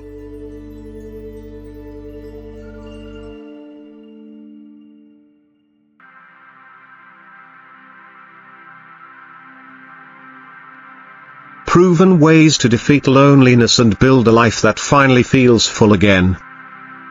I traveled beyond time to find the cure for loneliness. Here's what I discovered.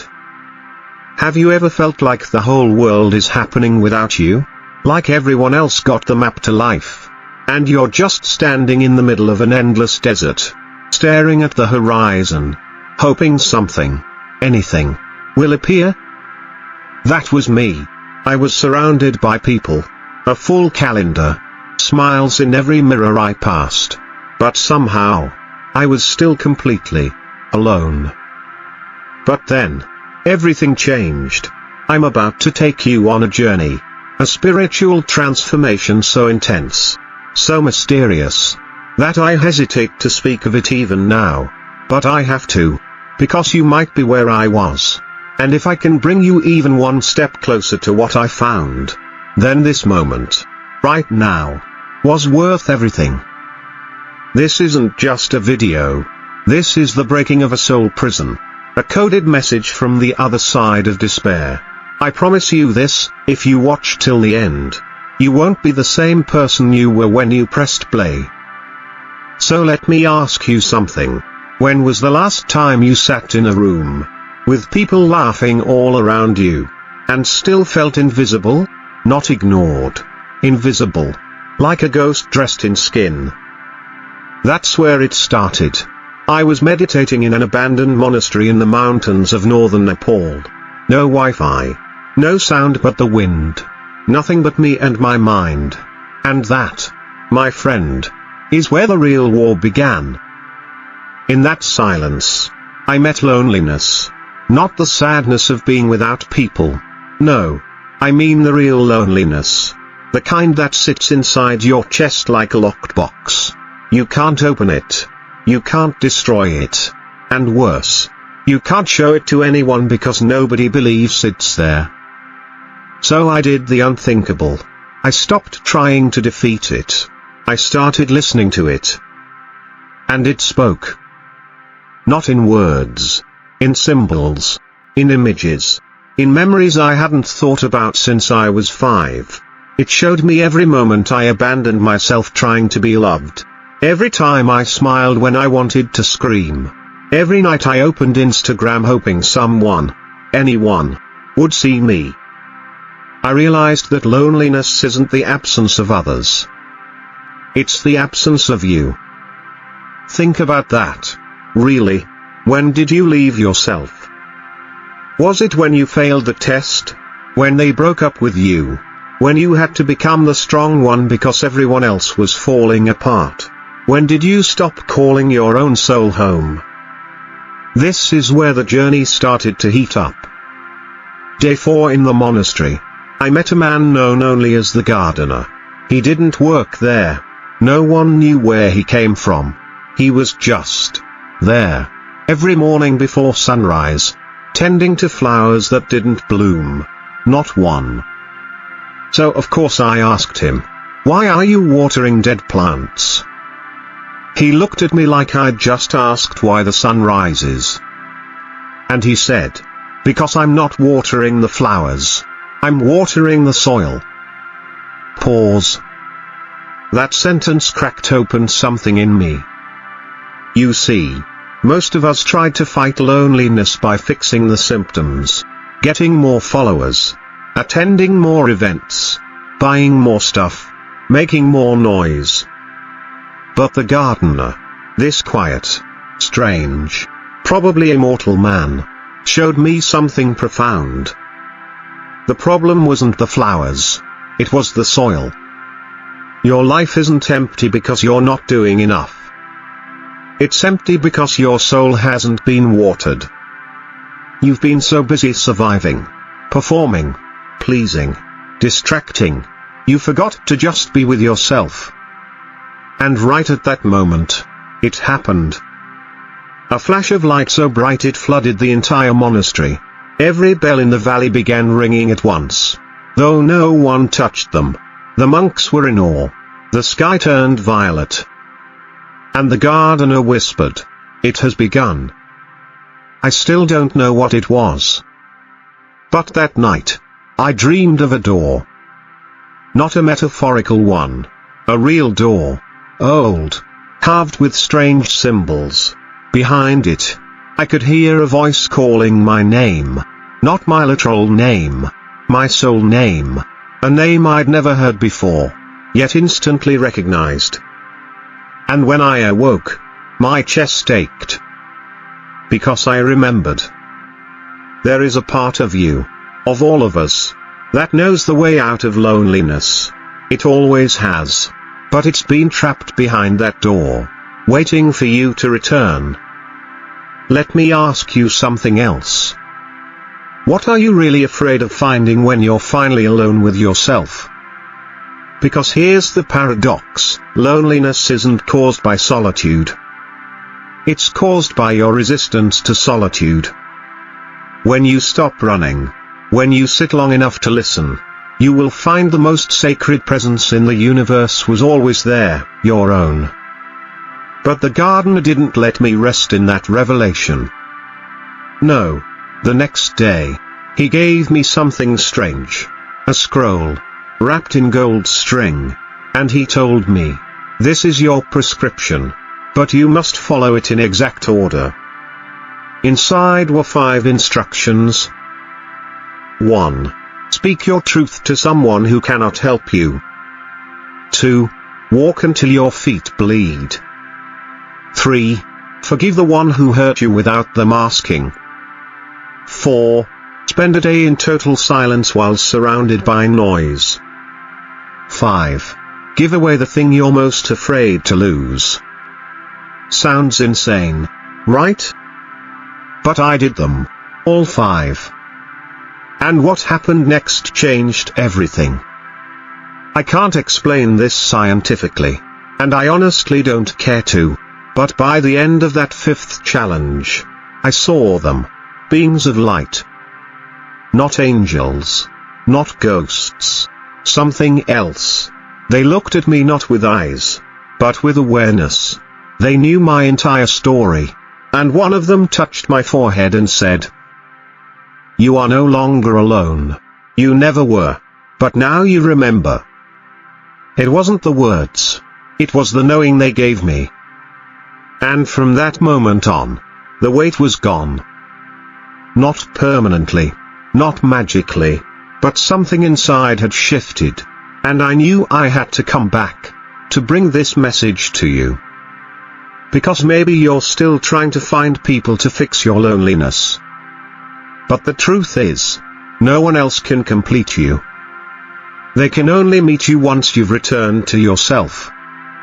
So I ask you now, when did you last sit in silence? Not for peace. Not for mindfulness.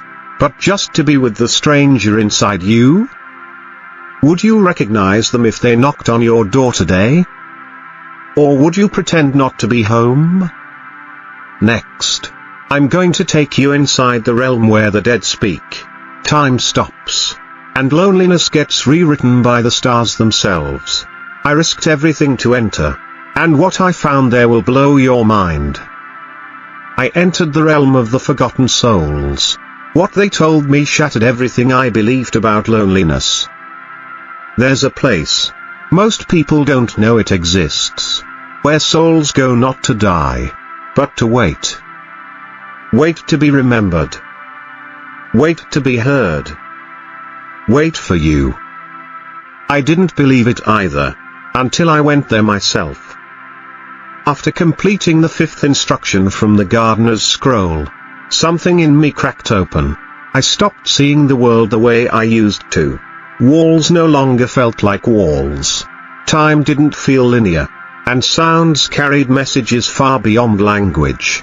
It was like tuning into a radio frequency that had always been playing in the background. Only now, I could finally hear it. It began with a whisper. I was back in my hometown. Standing in the alley behind the bakery where I used to skip stones as a kid. I hadn't been there in 15 years. And yet, somehow, I knew I had to go. It wasn't nostalgia. It was a pull. Like my soul had left something behind and I needed to retrieve it. The moment I stepped into that alley, the world changed. I blinked. And suddenly, the buildings were crumbling. As if time had eroded them in an instant. The air was thick. Almost metallic. And in front of me stood a door. The same door from my dream. It looked ancient. Carved with symbols I still can't translate. Breathing. Almost. As if the wood itself were alive. And just like in the dream, I heard the voice again. My soul name. I won't speak it aloud. Some names aren't meant to be shared. But when I answered it, the door opened. Behind it, was them. Hundreds, maybe thousands, of souls. But they weren't ghosts. They were echoes. Versions of me I had abandoned over the years. The child who was told to man up. The teenager who swallowed his panic attacks so he wouldn't be weird. The lover who dimmed his light to keep a relationship alive. The artist who stopped painting because his father said it was a waste of time. All of them. Waiting. And the moment I saw them, I collapsed to my knees. I didn't cry. I howled.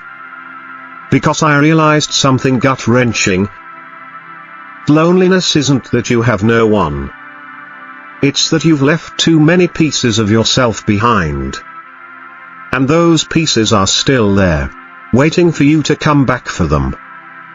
Each soul echo walked toward me, not with judgment, with longing.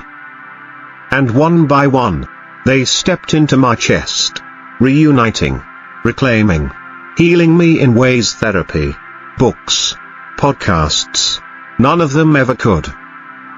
It was like feeling myself come back into color after living in grayscale for decades. Suddenly, the room shifted. I was no longer in the alley. I was standing in a circular temple, walls covered in mirrors. But none reflected my current face. Each mirror showed me a version of who I could have been if I had made different choices. The healer, the monk, the father, the poet, the man who never left his hometown, the one who never gave up on love. They looked at me, not with regret, but with encouragement. And a voice said, not a human voice, but one made of thunder and silence all at once. Which of these are still possible? Which ones have you declared impossible too soon? I want you to sit with that. Which versions of yourself did you bury before they even had a chance to breathe? Are they really dead? Or are they just waiting for permission? That was the next phase of the spiritual journey, resurrection. Not of the body, of potential. We don't just get lonely because we're isolated from others. We get lonely because we've been exiled from our own possibilities.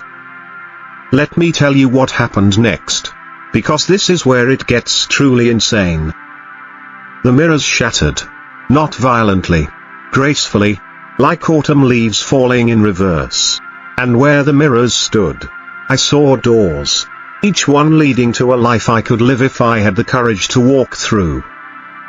I stood paralyzed. Because here's the thing, loneliness can become familiar, safe. You begin to build your house there. You decorate the pain. You give names to the ghosts. And suddenly, leaving that state becomes scarier than staying. But the gardener's voice echoed in my mind. The soul is not afraid of being alone. It is afraid of being forgotten. I chose a door. The one with the faint scent of paint and firewood behind it. I don't know why. It just felt right. When I walked through, I found myself in a cabin deep in the woods. Inside was a man who looked just like me, but older, calmer, wiser. He was painting, humming, and the moment I stepped in, he turned and said, "Took you long enough." This was the me who never abandoned his creativity, who stayed in solitude long enough to fall in love with it, who wrote songs for no one and poems for the wind. And we talked. I asked him, "Aren't you lonely out here?" He said, "Only when I forget who I am." I asked him, "Don't you ever wish you had more people around?" He smiled. "No, I only wish I had met you sooner." Let that sink in. Maybe the cure for your loneliness isn't another person. Maybe it's finally sitting down across from the version of yourself you left behind, and saying, "I remember you. I'm sorry I left. I'm here now." That night, in the cabin, we did something wild. We buried a box filled with everything I no longer needed: guilt, old stories, inherited shame, and a list of people I was trying to impress who didn't even like themselves. We lit a fire and danced. Just me and me. And as we danced, the cabin faded. The fire turned to stars. And I was floating in a vast, endless space, surrounded by constellations shaped like moments I had forgotten. My grandmother's voice. The way I used to laugh as a kid. The feeling of climbing trees barefoot. And I wept. Not from sadness. From fullness. Because this was what I had been searching for. Not people. Not love. Not attention. But remembrance. To remember who I was before the world told me who to be. To remember that I am never truly alone if I'm with my whole self. So I'll ask you again, with no judgment, only love. Who did you become in order to survive? And who is still waiting for you to come home? This is not about isolation. This is about integration. Wholeness is the real antidote to loneliness. And you don't have to go to Nepal or open mysterious doors to begin. You can start right now. Close your eyes, breathe, and whisper to yourself, "I am listening." You may be surprised who answers. But listen, I'm not done yet. Because what happened next shattered even my understanding of reality. As I drifted in that star-filled space, a light approached me. Massive, endless, intelligent. It wasn't God. It wasn't a being. It was consciousness itself. It spoke in a way that didn't use words. But if I had to translate, it said, "The moment you fully accept your aloneness, the universe will no longer keep you alone." And then it showed me something terrifying. My future.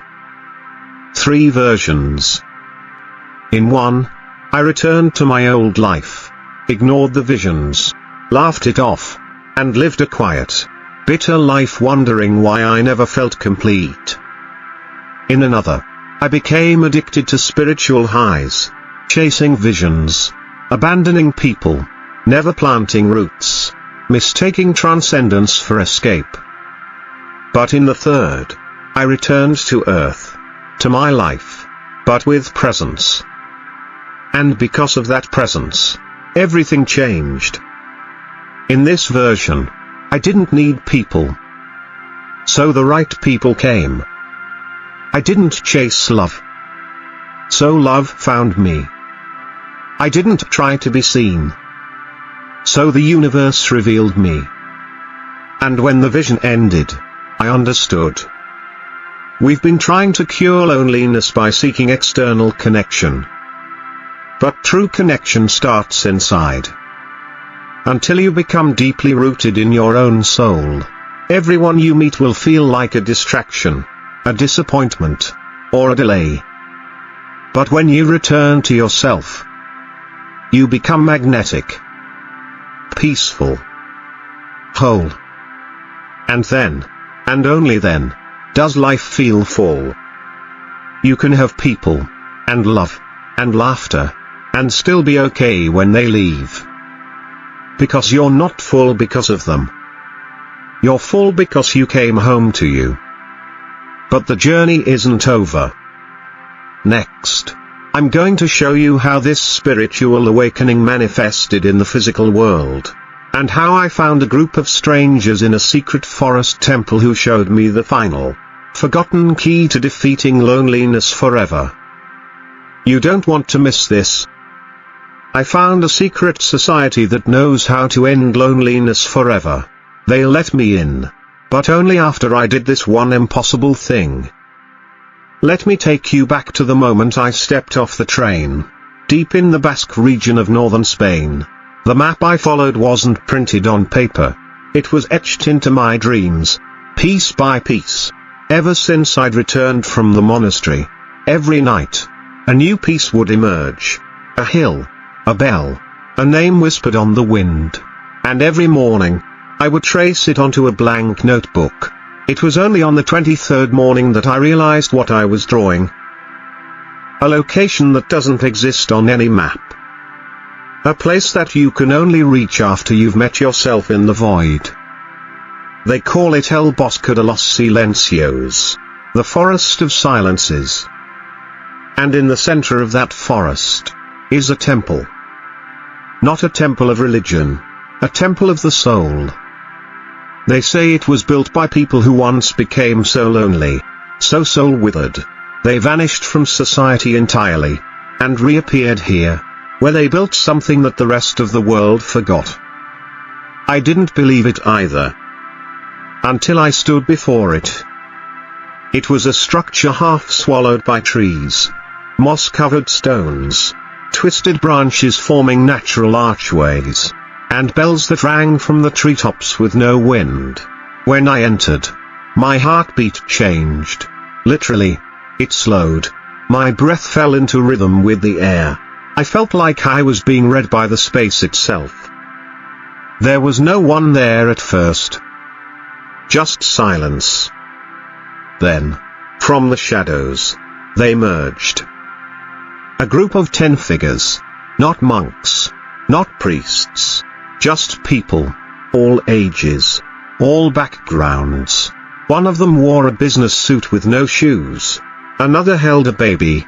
One had paint on her hands. Another walked with a cane made from what looked like carved bone. But their eyes. Those eyes were ancient. They didn't ask why I was there. They already knew. They didn't ask my name. They already heard it.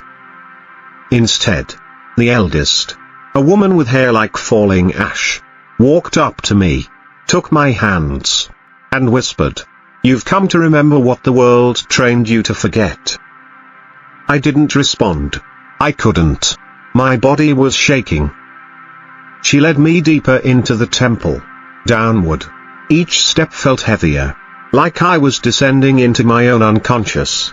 At the bottom, we entered a room lit by a single flame in the center. This was the ritual of reunion. But they warned me, you may not return the same. Once you remember, you cannot unknow. I agreed. Because I had to know. And here's what happened. They formed a circle around me, began chanting. Not words, but frequencies. Vibrations that seemed to echo inside my spine. And then, I was gone. Not unconscious, but gone. Dissolved. I was a child again, sitting alone at lunch, staring at other kids who never waved back. Then I was 20, watching the person I loved walk away without looking back. Then I was 30, successful, admired, applauded, but numb.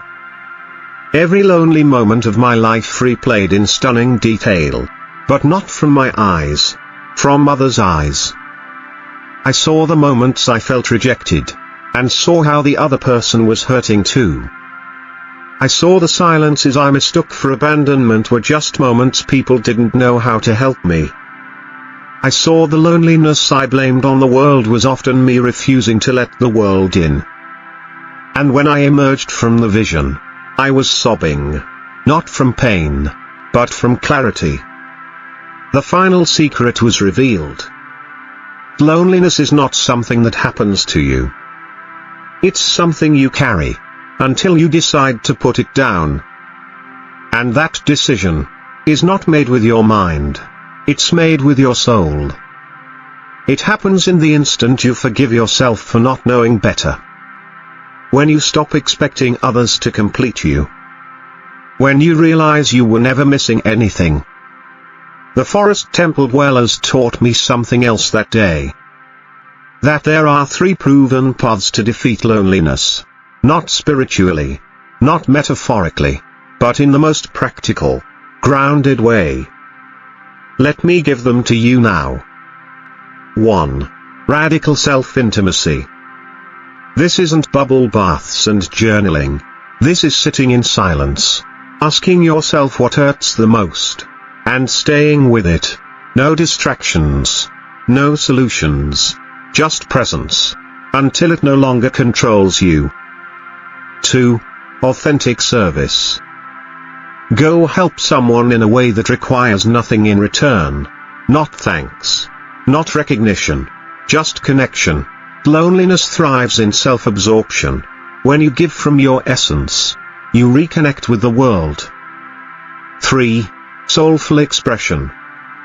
Speak your truth. Even when your voice shakes. Create something, anything, that reflects your inner world. Loneliness withers in the presence of creative honesty, because when you express your soul, the world has to meet you. They also taught me this paradox. You have to become comfortable being alone, so you can finally stop being lonely. Because people are not the cure. Presence is. Purpose is. Self-communion is. And when you learn to walk through your life with that groundedness, others will be drawn to you, not out of your need, but out of your fullness. You'll attract relationships that reflect wholeness, not desperation. Friendships that nourish, not distract. Love that meets you, not tries to fix you. I stayed in the forest for 6 more days. Each day, I was given a challenge. Sit with someone I didn't like and find the part of myself I saw in them. Dance alone in the clearing at dawn until my body led me, not my thoughts. Listen to someone's heartbreak and say nothing, just hold their hand. Sit in the rain, alone, until I felt joy in every drop. And by the last day, I laughed. Not because anything was funny, but because I realized I wasn't lonely anymore. Not because I had people, but because I had me. All of me. The boy. The artist. The wounded. The healer. The fool. The sage. And now, I offer this to you, not as a guru, not as a savior, but as a companion. If you are lonely, return to yourself. Forgive yourself. Express yourself. And then, and only then, let others in. Let them meet the real you, not the edited version, not the survival mask, but the wild, sacred, unfiltered you. Because here's the final truth. Loneliness isn't a punishment. It's an invitation to come home. And if you accept that invitation, you will find that your life doesn't just feel full again. It becomes sacred, unshakable, real. So here's my final challenge to you. Tonight, before you sleep, sit in silence. Light a candle. And whisper this aloud. I return to me. I welcome me home. I am no longer waiting. Say it like a vow. Because it is. And if you do that, truly do it, something will shift. The door will appear. The echoes will greet you. And you will never walk alone again. Thank you for walking this journey with me. If you felt seen, if even a single part of this story moved something in your soul, don't keep it to yourself. Share it. Because someone else out there is staring at the ceiling tonight, wondering if they matter. Be the voice that tells them they do. You don't need to be a guru. You just need to remember. And help others remember too. Because loneliness ends where remembrance begins. Come home to yourself. We're waiting.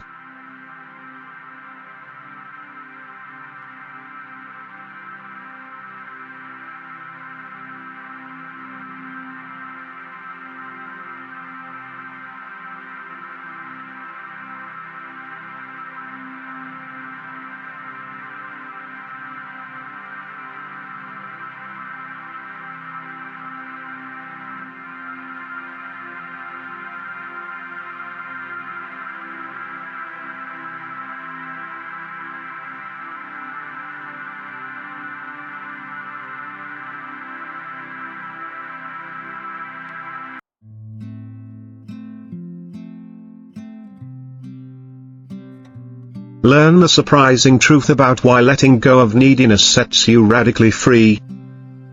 It started with a scream. Not the kind that shatters glass or terrifies the night, but the silent scream you release into a pillow at 2 a.m. when your soul feels like it's drowning in cement. I was standing alone in the middle of my apartment, phone in hand, waiting for a message that never came. A text, a reply, a sign that I mattered. I had poured myself out into someone else's world, hoping they'd pour just a drop back into mine. But all I felt was the echoing void of neediness. You've felt that, haven't you? That invisible chain yanking your worth towards someone else's reaction. That desperate hunger to be seen, chosen, loved, validated. Maybe it wasn't a relationship for you. Maybe it was approval from your parents, a boss, a friend, society, maybe even God. And here's the thing no one tells you. Neediness doesn't feel like weakness. It feels like life or death. But what if I told you that neediness is actually the enemy of everything you crave? What if the very thing you think will save you, getting what you need, is the reason you're trapped in this cycle? And what if letting go, not clinging tighter, is the key to a kind of freedom that makes your heart burst with clarity? I know it sounds insane, Because we're trained from birth to need love, need validation, need success, need security. Our entire identity becomes wrapped around getting things. But the truth is, the more you need, the less you are, and when you let go of neediness, the world doesn't shrink, it expands. You're not just watching a video right now. You're standing at a crossroads.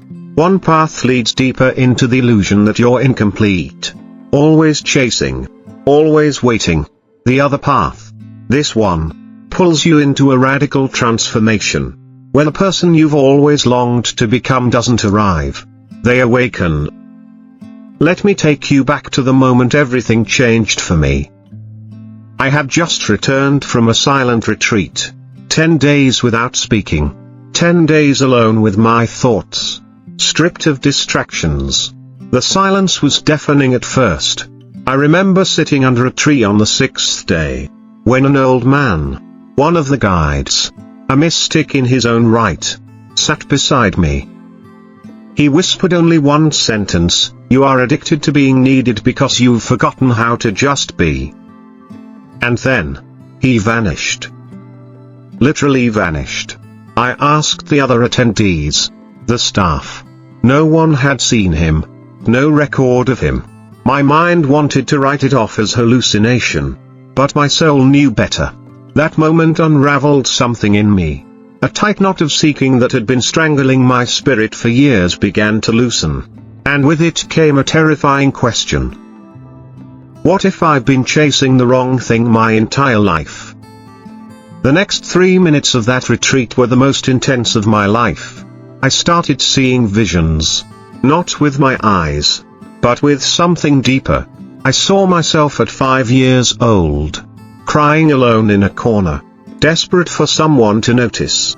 I saw myself at 20, performing, achieving, bending over backwards just to be worthy of love.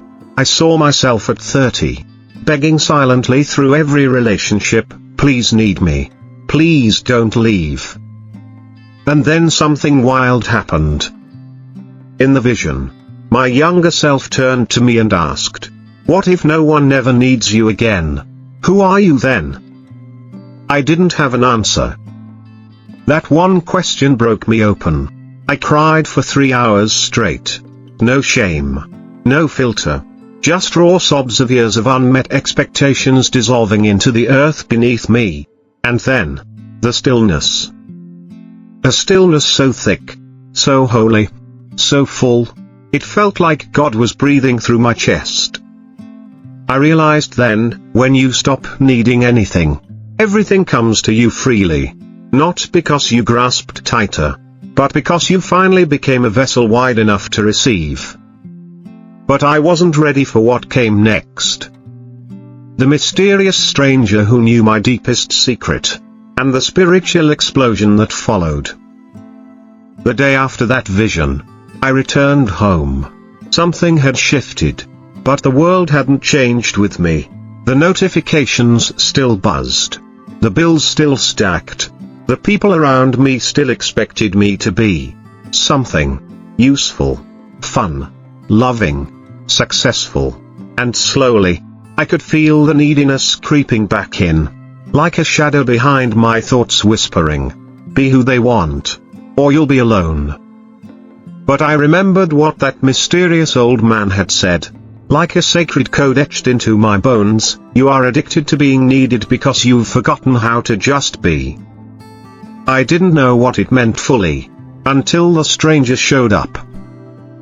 It was a Thursday evening, and I was walking through the city, mind still tangled in thoughts about whether I should text someone back who ghosted me. Pathetic, I know. But that's what neediness does. It pulls you into the orbit of people who've already left. I stopped at a park bench and just sat there, staring into the grey sky, hoping the clouds would give me a sign. That's when he appeared. An old man in a long, linen robe, barefoot, eyes that didn't belong to this world. I swear, his presence felt like thunder disguised as stillness. "You're leaking your power," he said. I looked around. Are you talking to me?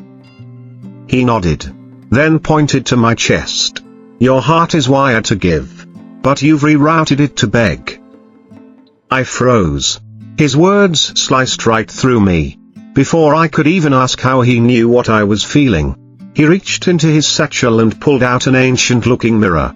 It was cracked, dusty, rimmed with what looked like iron burned by fire. Look into this, he said.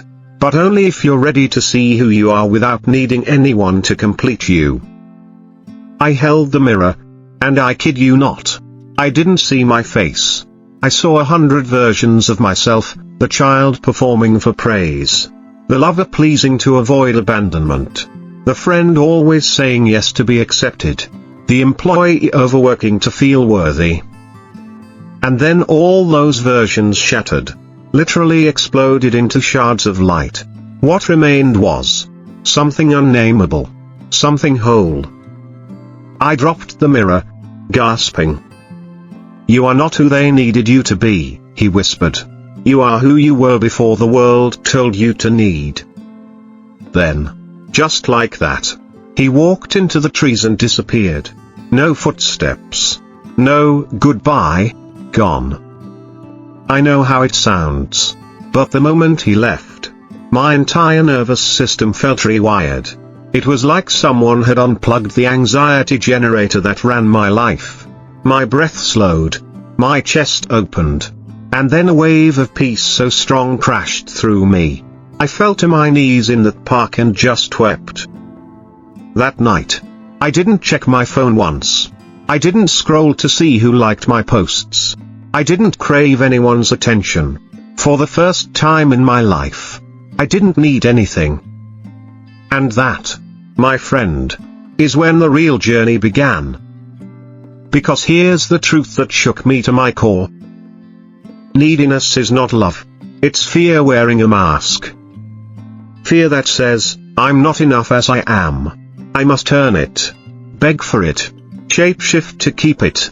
But when you see through the illusion, when you let go of the need to be wanted, validated, chosen, you don't become empty. You become free. It's like taking off a 1,000-pound backpack you didn't even know you were carrying. But the journey doesn't end with one revelation. No.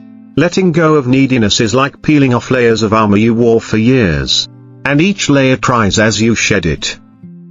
I had to confront something deeper, my attachment to outcomes. I used to manipulate life. Subtly.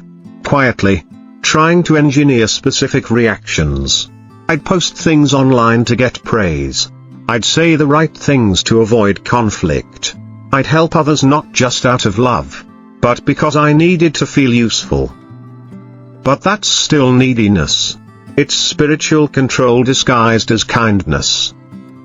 So I made a pact with myself. For 1 week, I would do everything without any hidden agenda.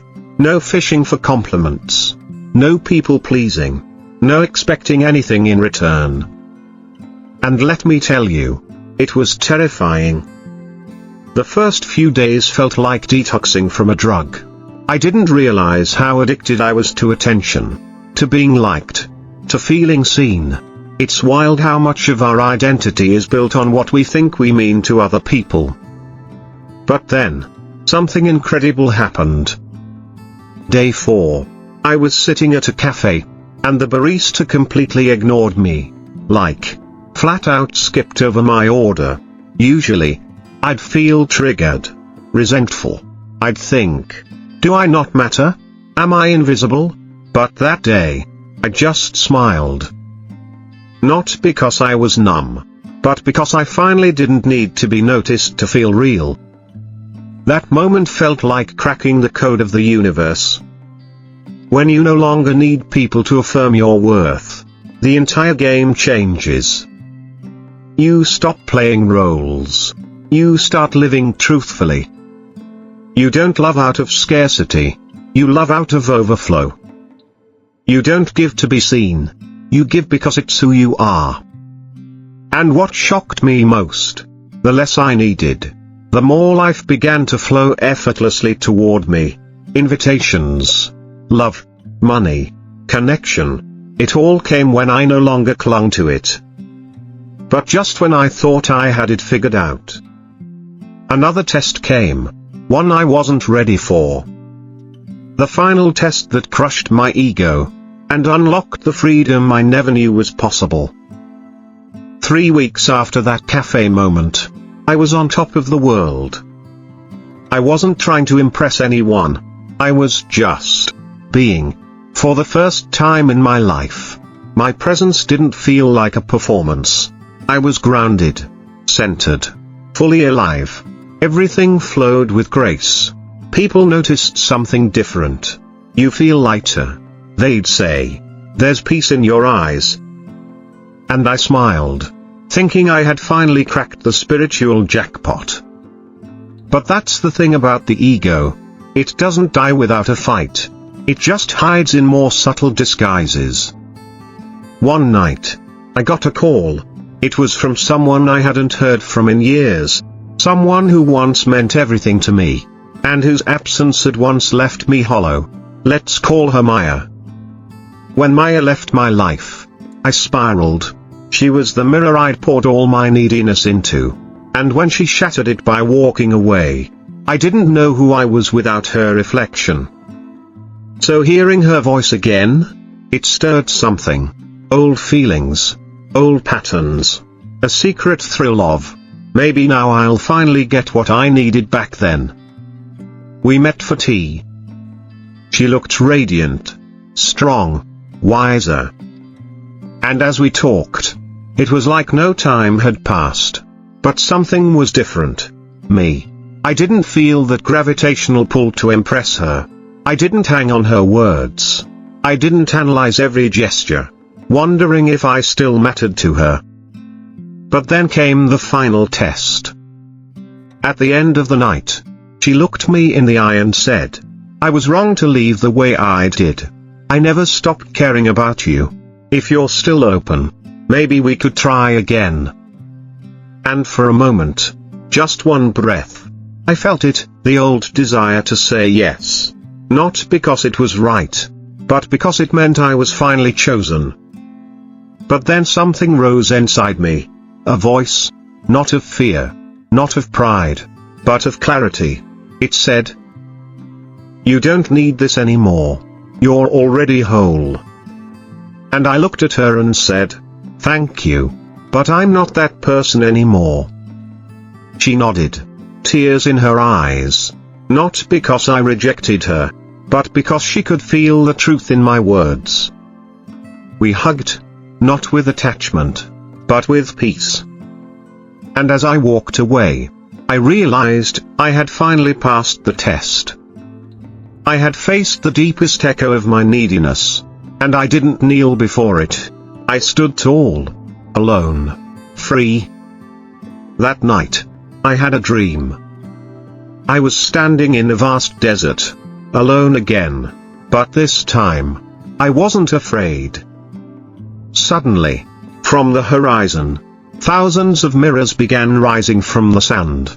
They surrounded me in a circle, each reflecting a different version of myself, the seeker, the beggar, the pleaser, the warrior, the lover, the wounded child.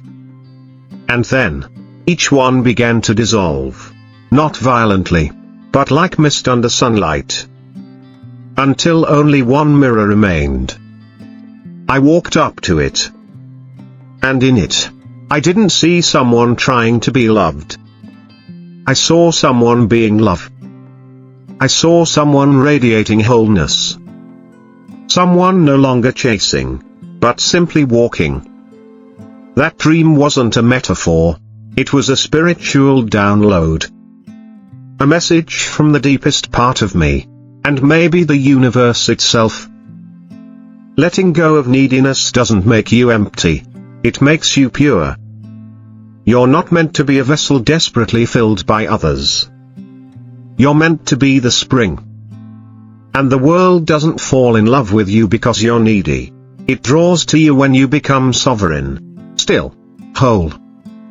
So let me ask you something that might shake your soul.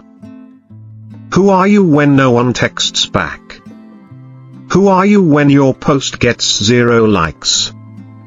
Who are you when the person you crave walks away? If your answer is nothing or not enough, then beautiful soul, you've been tricked. Because the truth is, you were never meant to be completed. You were meant to be remembered. Remembered as the wholeness that existed before the ache, before the break, before the story of I'm not enough was tattooed onto your spirit. You are not your need. You are not your past. You are not someone else's mirror. You are the light that never depended on reflection. And when you let go of neediness, it's not just emotional freedom you gain, it's spiritual authority, the kind that makes mountains move, hearts heal, and destinies shift. So right now, take a breath with me. Inhale. Exhale. And ask yourself, deeply, what if I already have everything I was chasing? What if the very act of letting go is the miracle I've been waiting for? What if this is the moment, right now, when you finally release the grip of needing and step boldly into the miracle of being? If you're ready, really ready, then you don't need to go anywhere. You don't need to achieve anything. You don't need anyone's permission. You just need to remember the truth. You are already free. And the chains? They were never locked. You were holding them. So drop them now. Walk. Shine. Live. And if this video woke something up in you, something ancient, something sacred, then don't just watch. Choose. Because now you know. Letting go of neediness doesn't leave you with less. It gives you back the one thing this world can never give you, yourself. You were never broken. You were just believing a lie.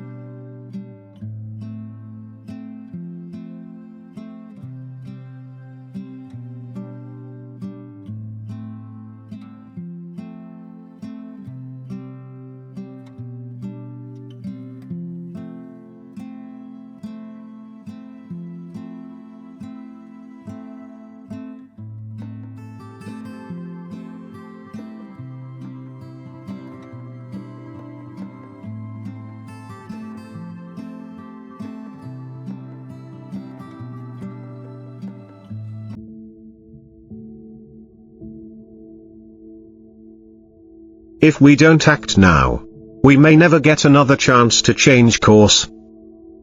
I need you to pause whatever you're doing, right now. Because what I'm about to say isn't just important.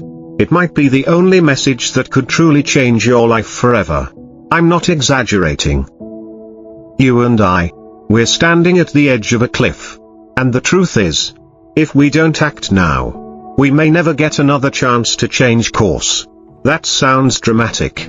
I know. But it's the quiet truth that's been screaming beneath the noise of your everyday life. You feel it too, don't you? That subtle, restless pull in your soul. Like something vital is slipping away. But you can't quite name it. Let me tell you a story. A few years ago, I was in a forgotten mountain village, tucked away from all GPS and internet maps. No lights. No signal. Just silence. I wasn't there on vacation. I was desperate. My life had been consumed by noise, distraction, and chasing things that never really fed my soul. I needed answers. Real answers. And I had heard whispers about a man, a monk, who lived high in those mountains. They said he didn't speak unless absolutely necessary. And when he did, his words shattered illusions. It took 3 days of hiking, alone, through biting winds and razor-edged rocks. My feet bled. My mind screamed.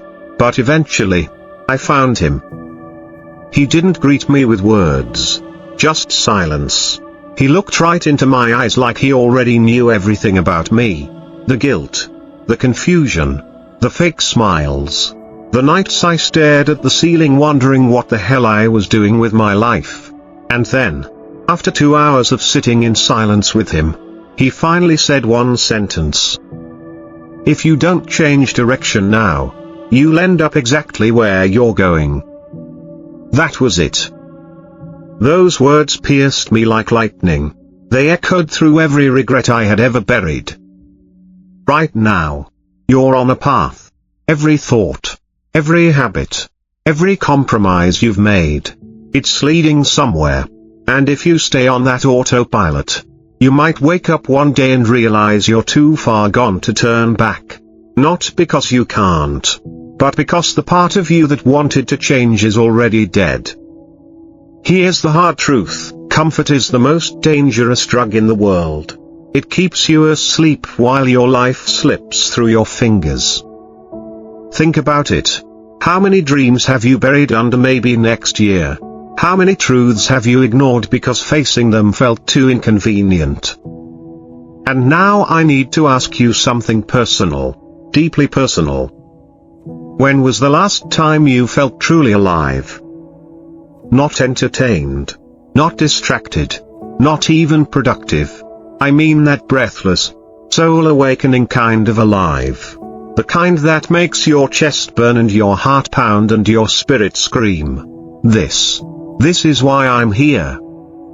Most people go their entire lives without ever touching that feeling. But not because it's rare. It's because it demands everything. Now, here's where this gets mysterious. Around the 3rd day in that village, something happened. At sunrise, I was meditating beside a waterfall the locals called the Spirit's Eye. Legend says it reveals to you the moment in your life when everything could have changed, but didn't. I thought it was just poetic nonsense, until I saw something in the reflection of the water that shook me to my core. It wasn't just my face looking back at me. It was every version of myself I had abandoned, the writer I gave up on becoming, the lover I pushed away, the friend I ghosted, the son I never made peace with. All of them stared at me from the water, not in anger, but in silence. A mournful silence that said, "We could have been real, but you walked away." I broke. Tears poured uncontrollably, and in that moment, something cracked open inside me, a voice I hadn't heard in years. Not a supernatural whisper from the sky. No thunder or miracles. Just me. The real me. and it asked me a question I've never forgotten. What if this is your last chance to become who you were meant to be? Let that question burn in your chest for a second. What if this is it? Not in a doomsday, apocalypse kind of way, but in the realest way possible. What if the window to your transformation is closing right now, and the person you could have become is watching you, waiting, and slowly fading into oblivion because you're too afraid to leap? You don't need more time. You need more courage. And sometimes, that courage starts with a whisper. A whisper like the one you're hearing right now. A whisper that says, "Wake up. This is your sign. This is your chance. Don't miss the signal the universe has been screaming at you this whole time." After that moment by the Spirit's eye, something inside me shifted. Not like turning on a light switch. More like cracking open a hidden door inside my soul that had been sealed for years. And once it opened, I couldn't close it again. I left the mountain with nothing but a notebook, and a strange feeling I couldn't explain. It was like I was carrying a flame in my chest, and it had only one purpose, to awaken others. But as soon as I returned to my normal life, phones, emails, expectations, and that crushing need to be successful, I realized something dark. The world doesn't want you to wake up. Everything around you is built to keep you numb, distracted, and just comfortable enough to avoid asking dangerous questions. Questions like, why am I really here? Who would I be without fear? What if I stopped living for others and actually became me? The real reason most people never change isn't because they can't. It's because deep down, they're terrified of who they might become. It's safer to stay broken in familiar patterns than to risk becoming someone new. That's the trap. That's the lie. That's the enemy. And then, it happened again. 3 weeks after I returned, I had a dream. Not a normal dream. The kind that grips your spine even after you wake up. In this dream, I was in a vast desert, alone. The sky above me was a swirling black hole, and I was being pulled toward it, inch by inch. I couldn't run. I couldn't scream. But then, out of nowhere, I saw a figure in white, glowing, calm, and radiant. They didn't speak with their mouth. They spoke straight into my mind. You are walking toward forgetting. Turn around. And then, I saw it. A glowing golden tree far behind me, pulsing like a heartbeat. I ran with everything inside me, and when I touched the tree, I woke up. Sweating, trembling, crying. I wrote one sentence in my notebook, you are walking toward forgetting. What was I forgetting? Myself. My essence. My purpose. My urgency. The mission I was sent here to do. And maybe that's you right now. Maybe you've forgotten who you really are. Maybe you're sleepwalking through a dream someone else designed for you, thinking it's real. But I'm here to shake you. I'm here to light a fire under your soul. Because if you don't act now, if you don't turn around, the black hole gets stronger. It's not just metaphorical. Every day you stay in that toxic relationship, that meaningless job, that routine that kills your spirit, you lose spiritual gravity. You drift farther and farther from the truth of who you are. Until eventually, you forget you were ever meant to fly. But there's something else the figure told me before the dream ended. Something I haven't told anyone until now. They said, there is still time, but not much. What does that mean? I believe it means we're living in a window. A rare, precious window in your life. A season when your soul is still reachable. When your destiny is still accessible. When your fire hasn't gone out completely. But that window won't stay open forever. It never does. Which brings me to the most haunting question of all. What will you regret most if you stay on this path? Let that haunt you. Let it break you. Because your answer, that's your doorway. And here's the wild part.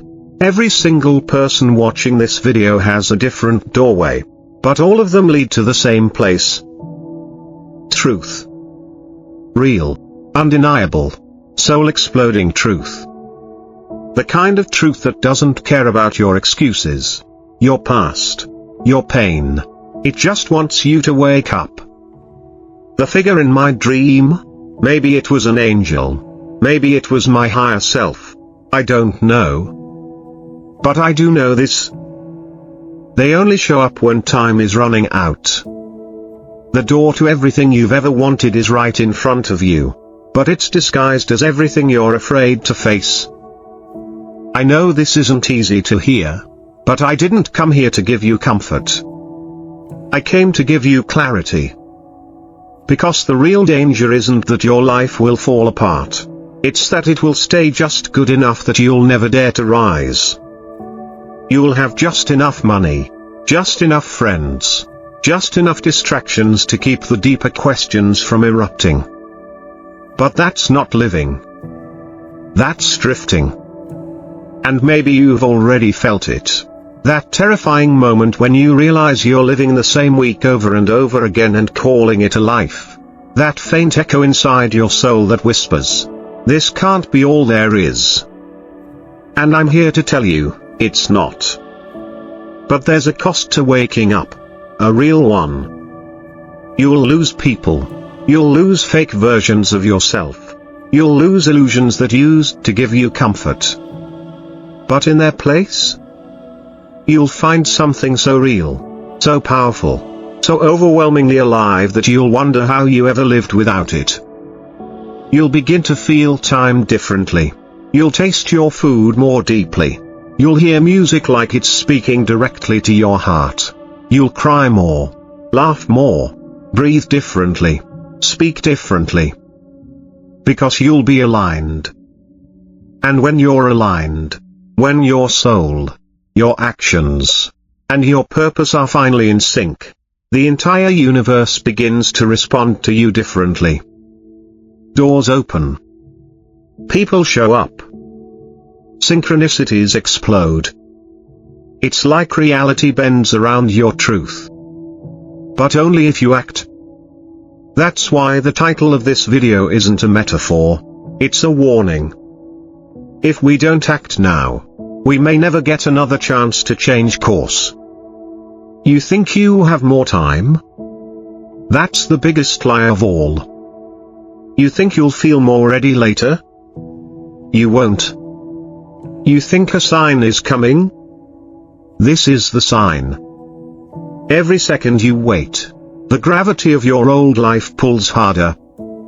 But if you make just one real decision today, one choice from your soul, not your fear, you break the spell. It could be as simple as saying the truth out loud, ending a lie, writing the first page, making the call, taking the walk, deleting what drains you, starting what calls to you.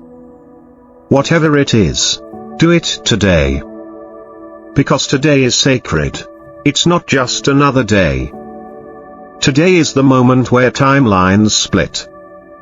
There is a version of you that wakes up from this video and changes absolutely nothing. They go back to scrolling, complaining, wishing, pretending. And there's another version of you who acts. Who stands up. Who says, enough. And that one decision, that one soul-powered move, rewrites everything. I've seen it. I've felt it. I've lived it. There's something I haven't told you, something I never thought I'd share publicly. After that dream with the black sky and the golden tree, I started having waking visions. Not hallucinations. Not dreams. Real flashes of something beyond. In one of them, I was walking in a massive hall of mirrors. Each mirror showed me a different life I could have lived. Some were filled with light, others with pain. But the one that hurt the most was the mirror that was blank. When I asked the guide beside me, "Why is this one empty?" they said, "That is the life you never dared to create." That moment destroyed me.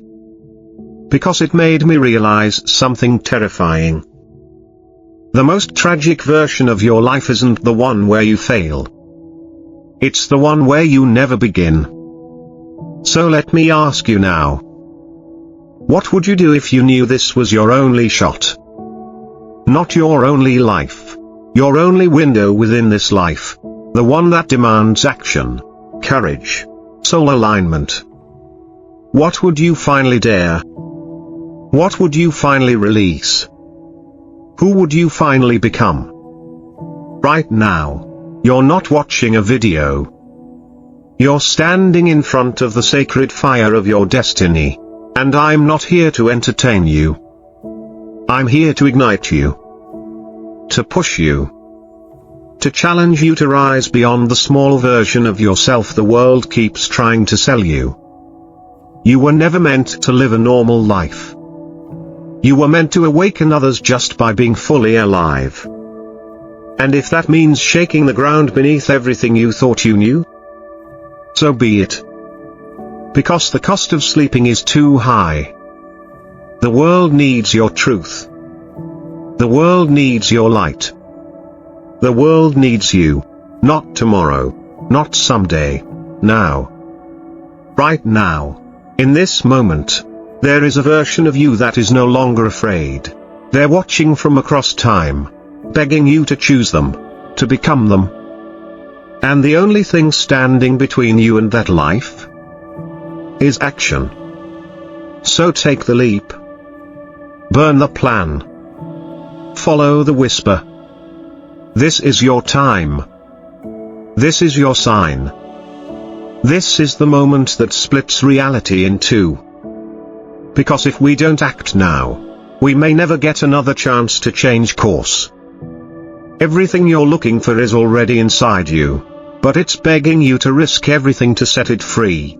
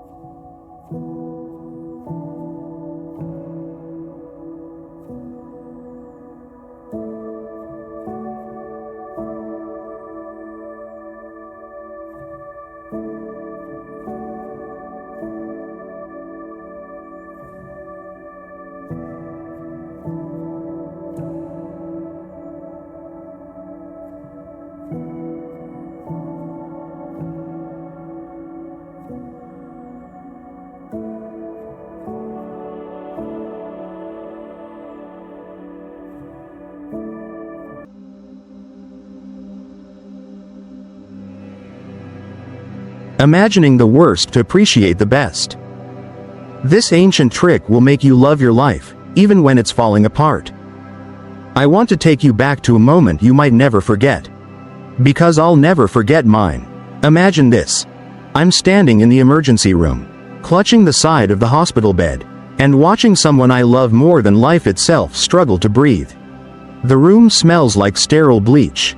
There's a steady, high-pitched beeping in the background, and I feel totally helpless.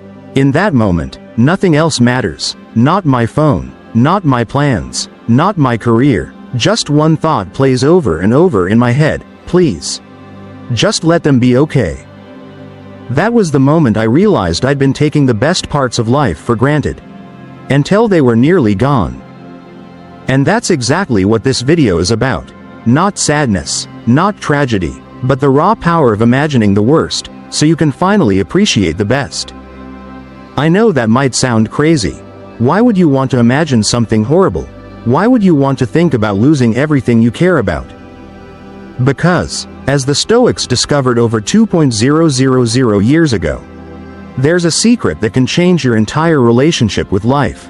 And it starts by imagining its darkest moments. Not to become depressed, but to become invincible. And what I'm about to share with you might just save your life. Let's begin. Most people think that the way to happiness is by adding more. More success, more love, more stuff. But Stoicism flips that on its head. It says, if you want to be truly happy, take a moment and imagine losing what you already have. It sounds brutal, but the truth is, life is fragile, and the Stoics knew this better than anyone. They had a name for this practice: premeditatio malorum, the premeditation of evils. It means vividly picturing the worst-case scenario, on purpose, so that you stop taking life for granted and start cherishing every beautiful second of it. Let me ask you something. When was the last time you really felt gratitude? Not the kind you post online, but the kind that makes you cry just because the sun is still shining? If you're like most of us, it's been a while. That's where this Stoic technique comes in. It's not about being morbid. It's about training your mind to wake up. You see, I used to be the guy chasing goals endlessly, hustling, grinding, posting, but inside, I was numb. Nothing impressed me anymore. Even when I succeeded, I'd feel empty. I didn't know why, until I read something from Seneca that hit me like a punch in the soul. He robs present ills of their power who has perceived their coming beforehand. In other words, the man who has already imagined the worst is free from fear. And do you know what happens when you're free from fear? You start to appreciate everything. I tried it. I actually sat down, closed my eyes, and imagined losing my home. I imagined being alone. I imagined the phone call that said, "It's too late." I imagined not being able to walk, or see, or speak again. I imagined dying. And then, I opened my eyes. The sunlight pouring through the window felt like a miracle. The sound of laughter outside hit me in the chest. My hands worked. My legs worked. My heart was beating. I was alive. And for the first time in years, I felt it. Now imagine this. What if you did this every morning for just 1 minute? What if, instead of rolling over and checking your phone, you reminded yourself, I might not wake up tomorrow. My loved ones might not either. Today is a gift. You wouldn't waste it scrolling. You wouldn't waste it fighting with someone you care about. You'd live. And this isn't some vague self-help advice. There's real power here. Marcus Aurelius, the Roman emperor who could have had anything he wanted, wrote in his personal journal, not for anyone else, but for himself. You could leave life right now.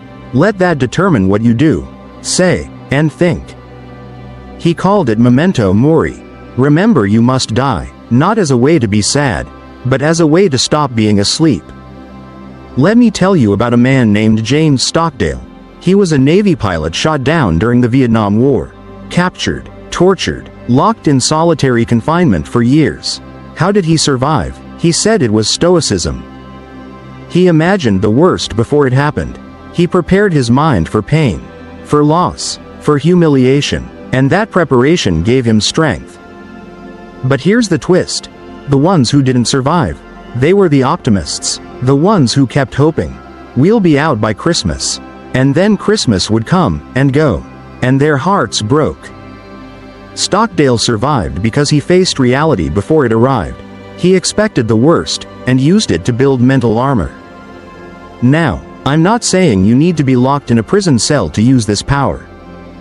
But I am saying this: the next time you find yourself annoyed by something small, traffic, a delay, someone cutting you off, imagine, for just a moment, that this could be the last day you ever get to experience it.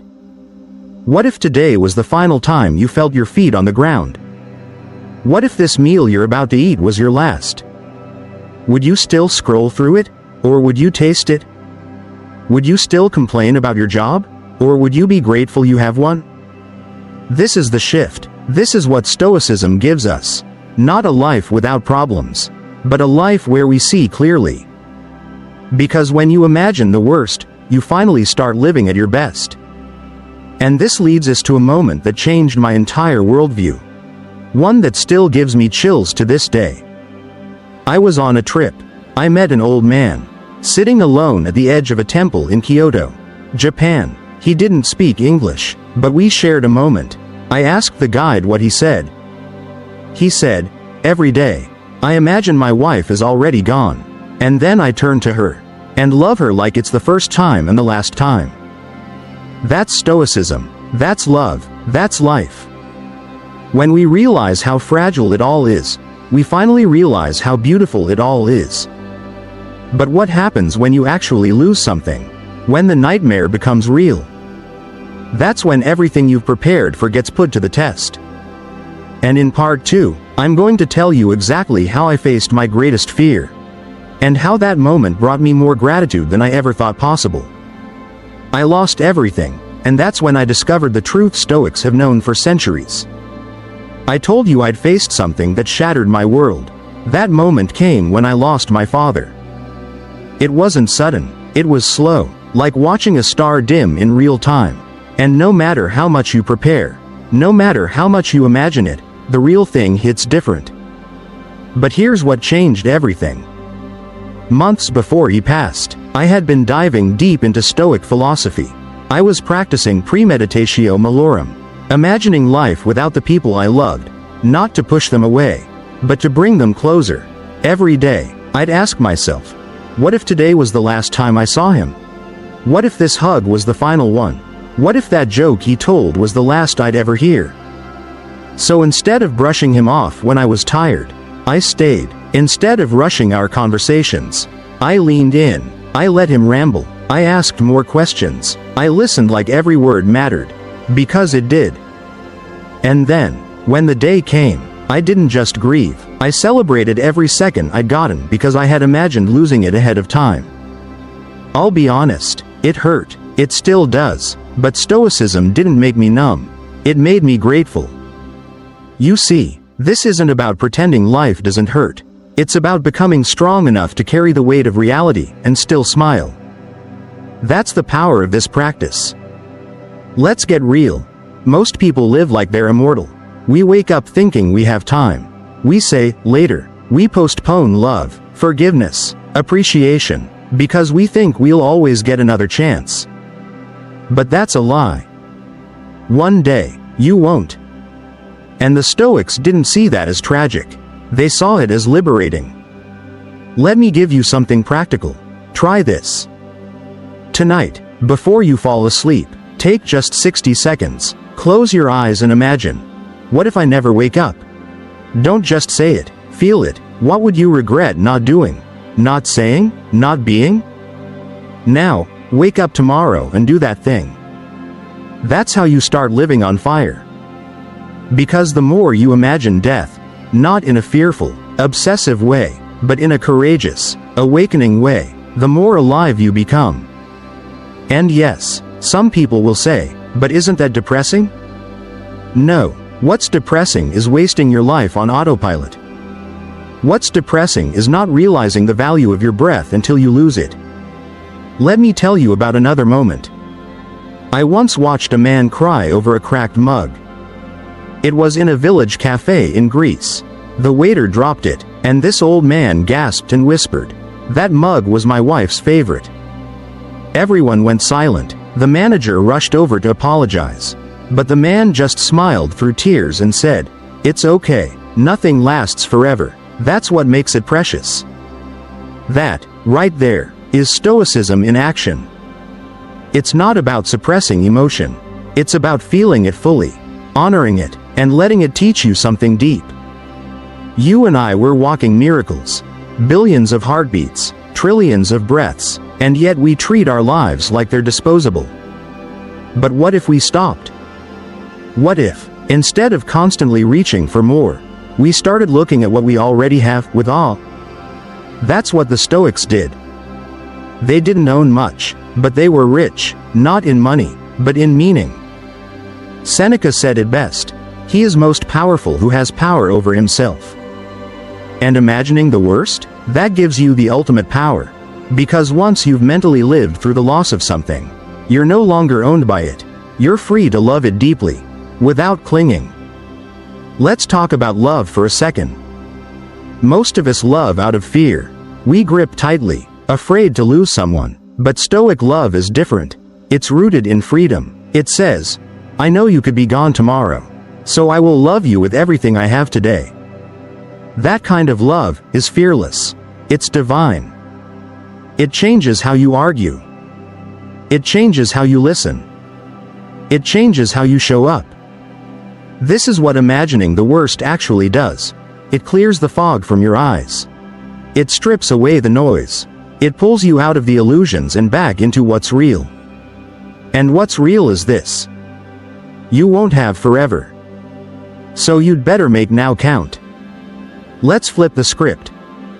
Instead of being afraid to lose your job, imagine it's already gone. How would you live differently? Instead of fearing heartbreak, imagine the relationship has ended.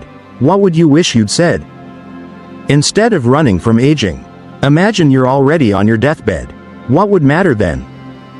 The answers to those questions? That's your truth. That's your real life. And the Stoics knew, if you live with that awareness, you live without regret. So here's what I challenge you to do. Once a week, write your own eulogy. Sounds dark, right? But it's powerful. Write how you want to be remembered. Not the job title, not the stuff, but the impact, the love, the truth you stood for. Then ask yourself, am I living like that person today? If not, adjust. You only get one shot at this. And every second you waste wishing things were different is a second you could have used to love what already is. That's why I started doing something weird. Every morning, before I check my phone, before I get up, I whisper to myself, "This could be the last sunrise I ever see. Make it count." It changes everything. Suddenly, coffee becomes sacred, a conversation becomes unforgettable, a walk in silence becomes a spiritual experience. And when life does hit me, because it always will, I'm ready, not because I'm cold, but because I've practiced seeing clearly. I've imagined the storm, so I can appreciate the calm. I've stared at the darkness, so I can see the light. And when you do that, nothing owns you anymore. You become unshakable. You become awake. And that brings us to the most important part of this journey. Because in the final part, I'm going to reveal how this practice, this ancient, uncomfortable, mind-shifting Stoic tool, not only helped me overcome fear and loss, but also led me to a joy so deep, so real, I didn't even know it existed. This 2.000-year-old trick gave me the most unexpected joy of my entire life. There was a morning, not long ago, when I woke up and felt something I hadn't felt in years. Joy. Not excitement, not adrenaline, not a dopamine rush from a like or a win, but real, grounded, quiet joy. And it came from doing something ridiculously simple. I sat at the edge of my bed, feet on the floor, sun cutting through the window blinds, and I said out loud, "If this is the last day I get, thank you. Let me see it fully." That's it. No achievement, no news, no success, just presence. Because here's the thing we don't realize until it's almost too late. You don't need a perfect life to feel perfect joy. You just need presence, and presence is born when you understand the weight of absence. The practice of imagining the worst gave me this. It rewired my brain. It taught me that life is now. Not tomorrow, not next year, not when the conditions are finally perfect. Now. And this is the Stoic miracle. When you strip life down to its bones, when you remove everything you might lose, you finally touch the part of you that can't be taken, and what's left is pure appreciation. Let me give you a wild example. I once did a Stoic challenge. For 7 days, I pretended to lose something important to me each morning. Day 1. My voice. I stayed silent all day and imagined I could never speak again. Every word after that became sacred. Day 2. My sight. I wore a blindfold for 3 hours. When I removed it, colors had never looked so rich. Day 3.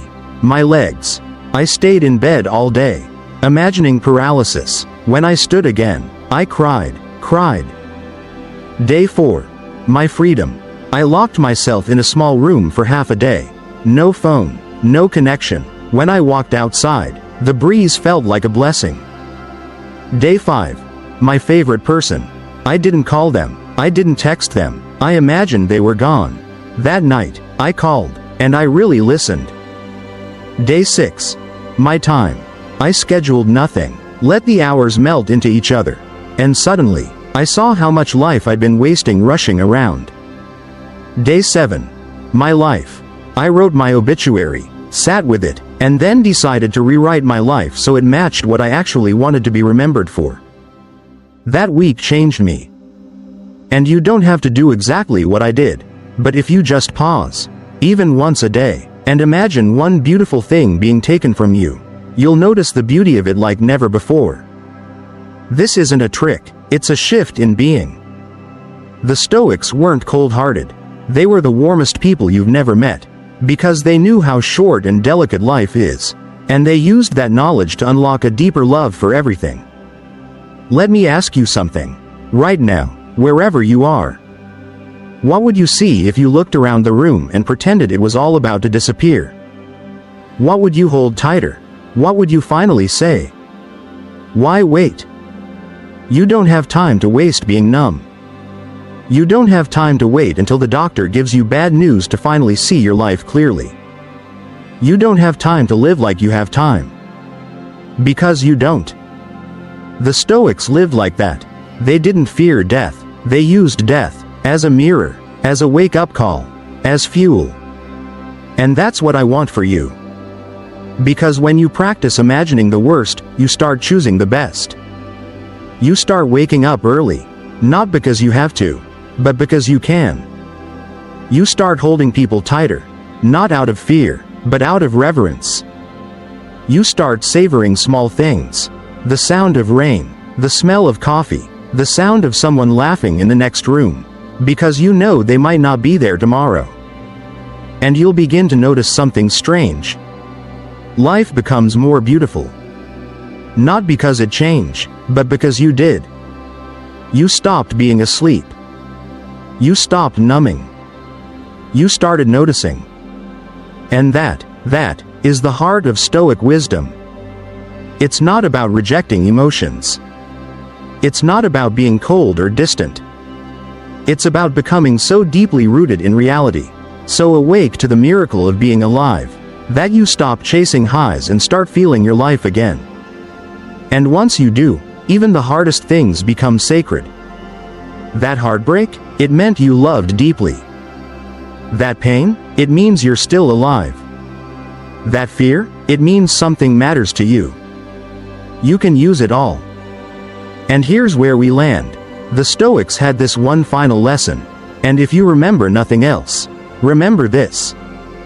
You could lose everything, so love everything while you have it. Not out of panic, but out of presence. The next time you hug someone, imagine it's the last time. The next time you eat a meal, imagine it's your final bite. The next time you laugh, let it echo. Because you never know.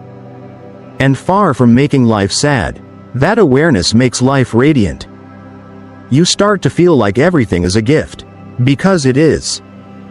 And here's my final challenge for you. Right now, yes, right now, pause this video, go look in the mirror, and say this out loud. I am alive, and that is enough. Say it again. Feel it. You are alive. Your heart is beating. You can choose. You can love. You can begin again, right now. So start living like you mean it. Not next week. Not when everything's perfect.